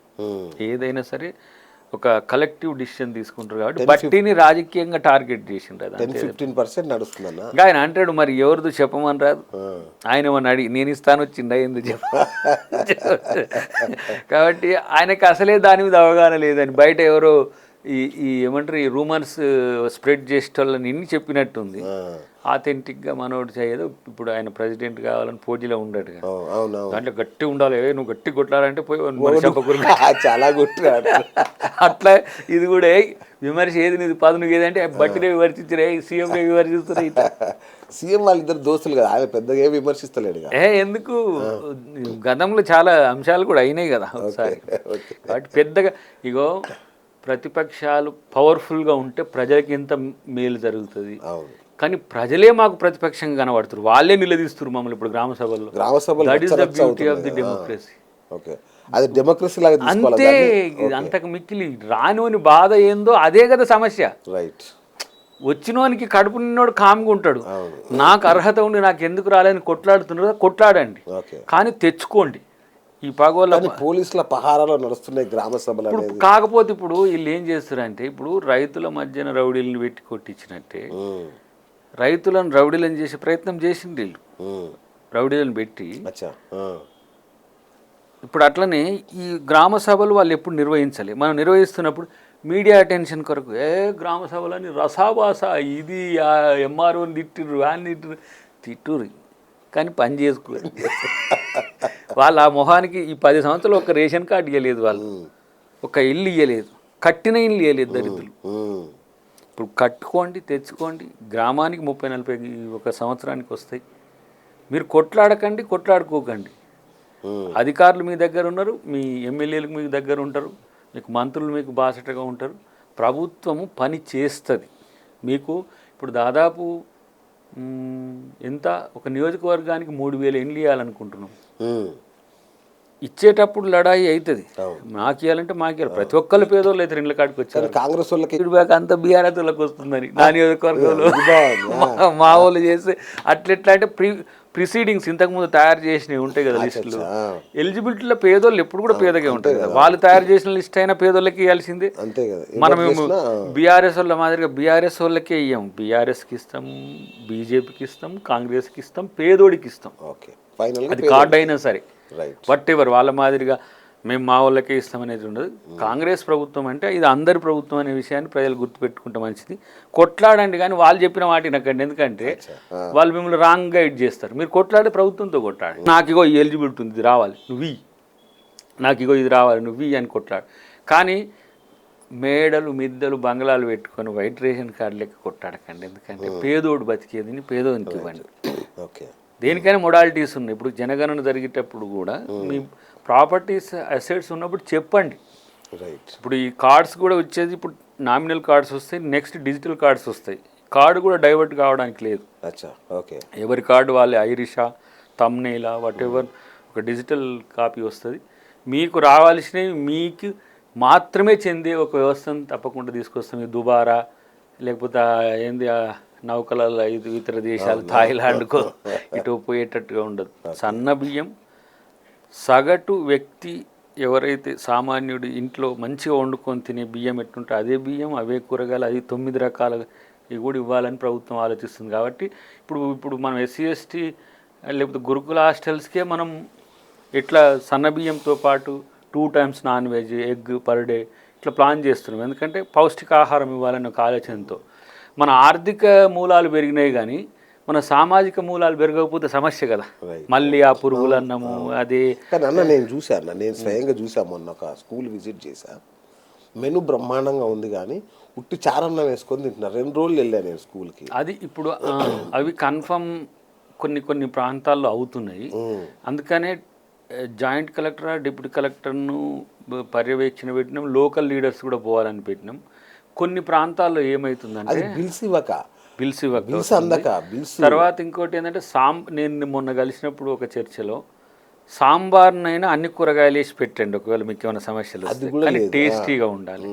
రెండవది మెను పెట్టినాక ఈరోజు బెండకాయ, సాయంత్రం దొండకాయ అన్నప్పుడు దొండకాయలు దొరకకపోతే అదే ప్లేస్లలో రీప్లేస్ చేయాలి మంచి, కానీ రోజు ఒకే పెట్టకుండా. ఇప్పుడు కాలంలో కూరగాయలు దొరకవనే పరిస్థితి లేదు. అంటే ఇప్పుడు బల్కీగా వస్తున్నాయి ఒకటి, లేదంటే హాస్టల్కి సంబంధించి ఒక కాంట్రాక్టే చూసుకోవాలి తర్వాత నాణ్యమైనవి పెట్టాలనేది. ఇది స్ట్రీమ్ లైన్ కావడానికి నేను అనుకుంటే ఇంకో 2 నెలల దాకా పడుతుంది. గతంలో అంత విధ్వంసం, పాత చార్ట్కే ప్రైస్ ఇస్తున్నారు.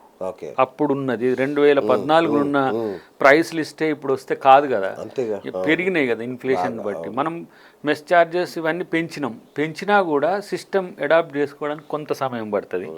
కానీ ఇంకా మీకు ఇంటిగ్రేటెడ్ స్కూల్స్ అయితే నీకు ఇంటర్నేషనల్ స్టాండర్డ్స్లో ఉంటాయి. అవి ఇంతకుముందు ఉస్మానియా యూనివర్సిటీ అంటే మీకు తెలుసు ఎట్లా భోజనం ఉంటుంది, ఆ స్టాండర్డ్స్లో ప్రయత్నం చేస్తారు. కాబట్టి విద్య విషయంలో రోజని కాదు, ట్వైస్ ఇన్ ఎ వీక్. దాని విషయంలో ముఖ్యమంత్రి కాలేజీలో డైలీ మటన్ ఉండేది. అది మీది అడహక్ కాబట్టి మీరు అంటే స్టూడెంట్ మేనేజర్ అటానమస్ కాబట్టి. రెండవది ఏంటంటే అక్కడ మేనేజ్మెంట్ని బట్టి కూడా ఉంటుంది. మిగతా రెండోది అవి మాత్రం హైజీనిక్ టైప్ ఉంటాయి. అవి ఇప్పుడు 33 అయినాయి, రేపు 300 అవుతాయి. అది ముఖ్యమంత్రి గారి డ్రీమ్ ప్రాజెక్ట్ కూడా. ఏంటంటే ఉచిత విద్య ఎట్లా వేయాలంటే ఉన్న స్కూల్స్ని తీసేయొద్దు, మనం స్టాండర్డ్ కట్టేస్తే అందరు వీడికి వద్దు. అది హాస్పిటల్స్ కూడా అంతే. డెఫినెట్గా హాస్పిటల్స్ కూడా ఇప్పుడు పబ్లిక్ హెల్త్ హాస్పిటల్స్ అంతా కూడా స్ట్రీమ్ లైన్ చేస్తున్నారు. లెవెల్ 2లో ఎక్స్పాండెడ్ మోడ్లో ఎట్లా నీకు దొరికే వైద్యం నేను ఇస్తా, నా దగ్గర తీసుకో, లేదు నాకు డబ్బు ఉన్నాయి ఇంకొక ఆడికి పోతా అంటే పో. కానీ మేము మాత్రం ఆ స్టాండర్డ్, ఇప్పుడు నిమ్స్ను మించిన స్టాండర్డ్స్ మెయింటైన్ చేసే హాస్పిటల్ అయితే నేను చూడలే. చాలా పెద్ద పేరున్న హాస్పిటల్స్ ఉంటాయి, బిల్లు ఎక్కువ వచ్చే హాస్పిటల్స్ ఉంటాయి, కానీ నిమ్స్లో బాగా గాంధీ ఇంకెక్కడ బాగా అయ్యే పరిస్థితి లేదు. దాంట్నే గాంధీలో కూడా అన్ని సూపర్ స్పెషాలిటీ ఇద్దాం మనం. తర్వాత దేన్ని ఎంచుకుంటారో ప్రజలకు ఆ ఛాయిస్ వదిలేద్దాం. అట్లా చేసే ప్రయత్నం అయితే చేస్తున్నాం. చలో, ఇంకా టైం ఉంది కదా, 4 ఏళ్ళు చూద్దాం అన్న. ఫైనల్గా ఎమ్మెల్యే అవుతారు అనుకున్నాం, ఎమ్మెల్సీ అవుతారు అనుకున్నాం, ఎంపీ అవుతారు అనుకున్నాం, మళ్ళీ పిసిసి అధ్యక్ష పదవి కూడా మీ పేరు గట్టిగా వినబడింది. సాక్షాత్తు బాసే అన్నాడు, అత్యున్నత పదవిలో చూడబోతున్నాను అన్నాడు. మాకు ఆ శుభవార్త ఎప్పుడు వెయిటింగ్. మేబీ ఇప్పుడు ఈ 2-3 నెలల్లో ఉండొచ్చు, 2 నెలల్లో ఉండొచ్చు అని అనుకుంటున్నాను. గవర్నర్ కోట అన్న ఖాయం అవుద్దా? కావచ్చు మేబీ. ఏదైనా నాకు తెలిసి అయితే నేను ఆప్టమిస్టిక్గానే ఉన్నా, అయ్యే అవకాశం ఉందని. నన్ను అకామిడేట్ చేసుకోవడం అనేది ప్రభుత్వం కూడా ఆలోచిస్తుంది అనే ఆలోచనతోనే ఉన్నా. కానీ ఒకటి కానీ అంటే but is bit of poison కాబట్టి నేను ఈ స్థితి ఎట్లా సమస్య అవుతుందంటే ఇప్పుడు నీలాంటి వాళ్ళకి రోజు కొంతమంది చెప్పాల్సి వస్తుంది మీడియాకు డిబేట్స్కు దాంతోపాటు నడిచే కాంచి మొదలు పెడితే ఎవ్రీడే నువ్వు ఆంధ్రాకి పోతే తెలుగు వాళ్ళు దొరికితే నా మరి కథమైంది సార్ మీకెప్పుడు దీన్ని నివారించాలంటే నాకు ఏదో ఒకటి రావాల్సిన అవసరం ఉంది. నాకు అనిపిస్తుంది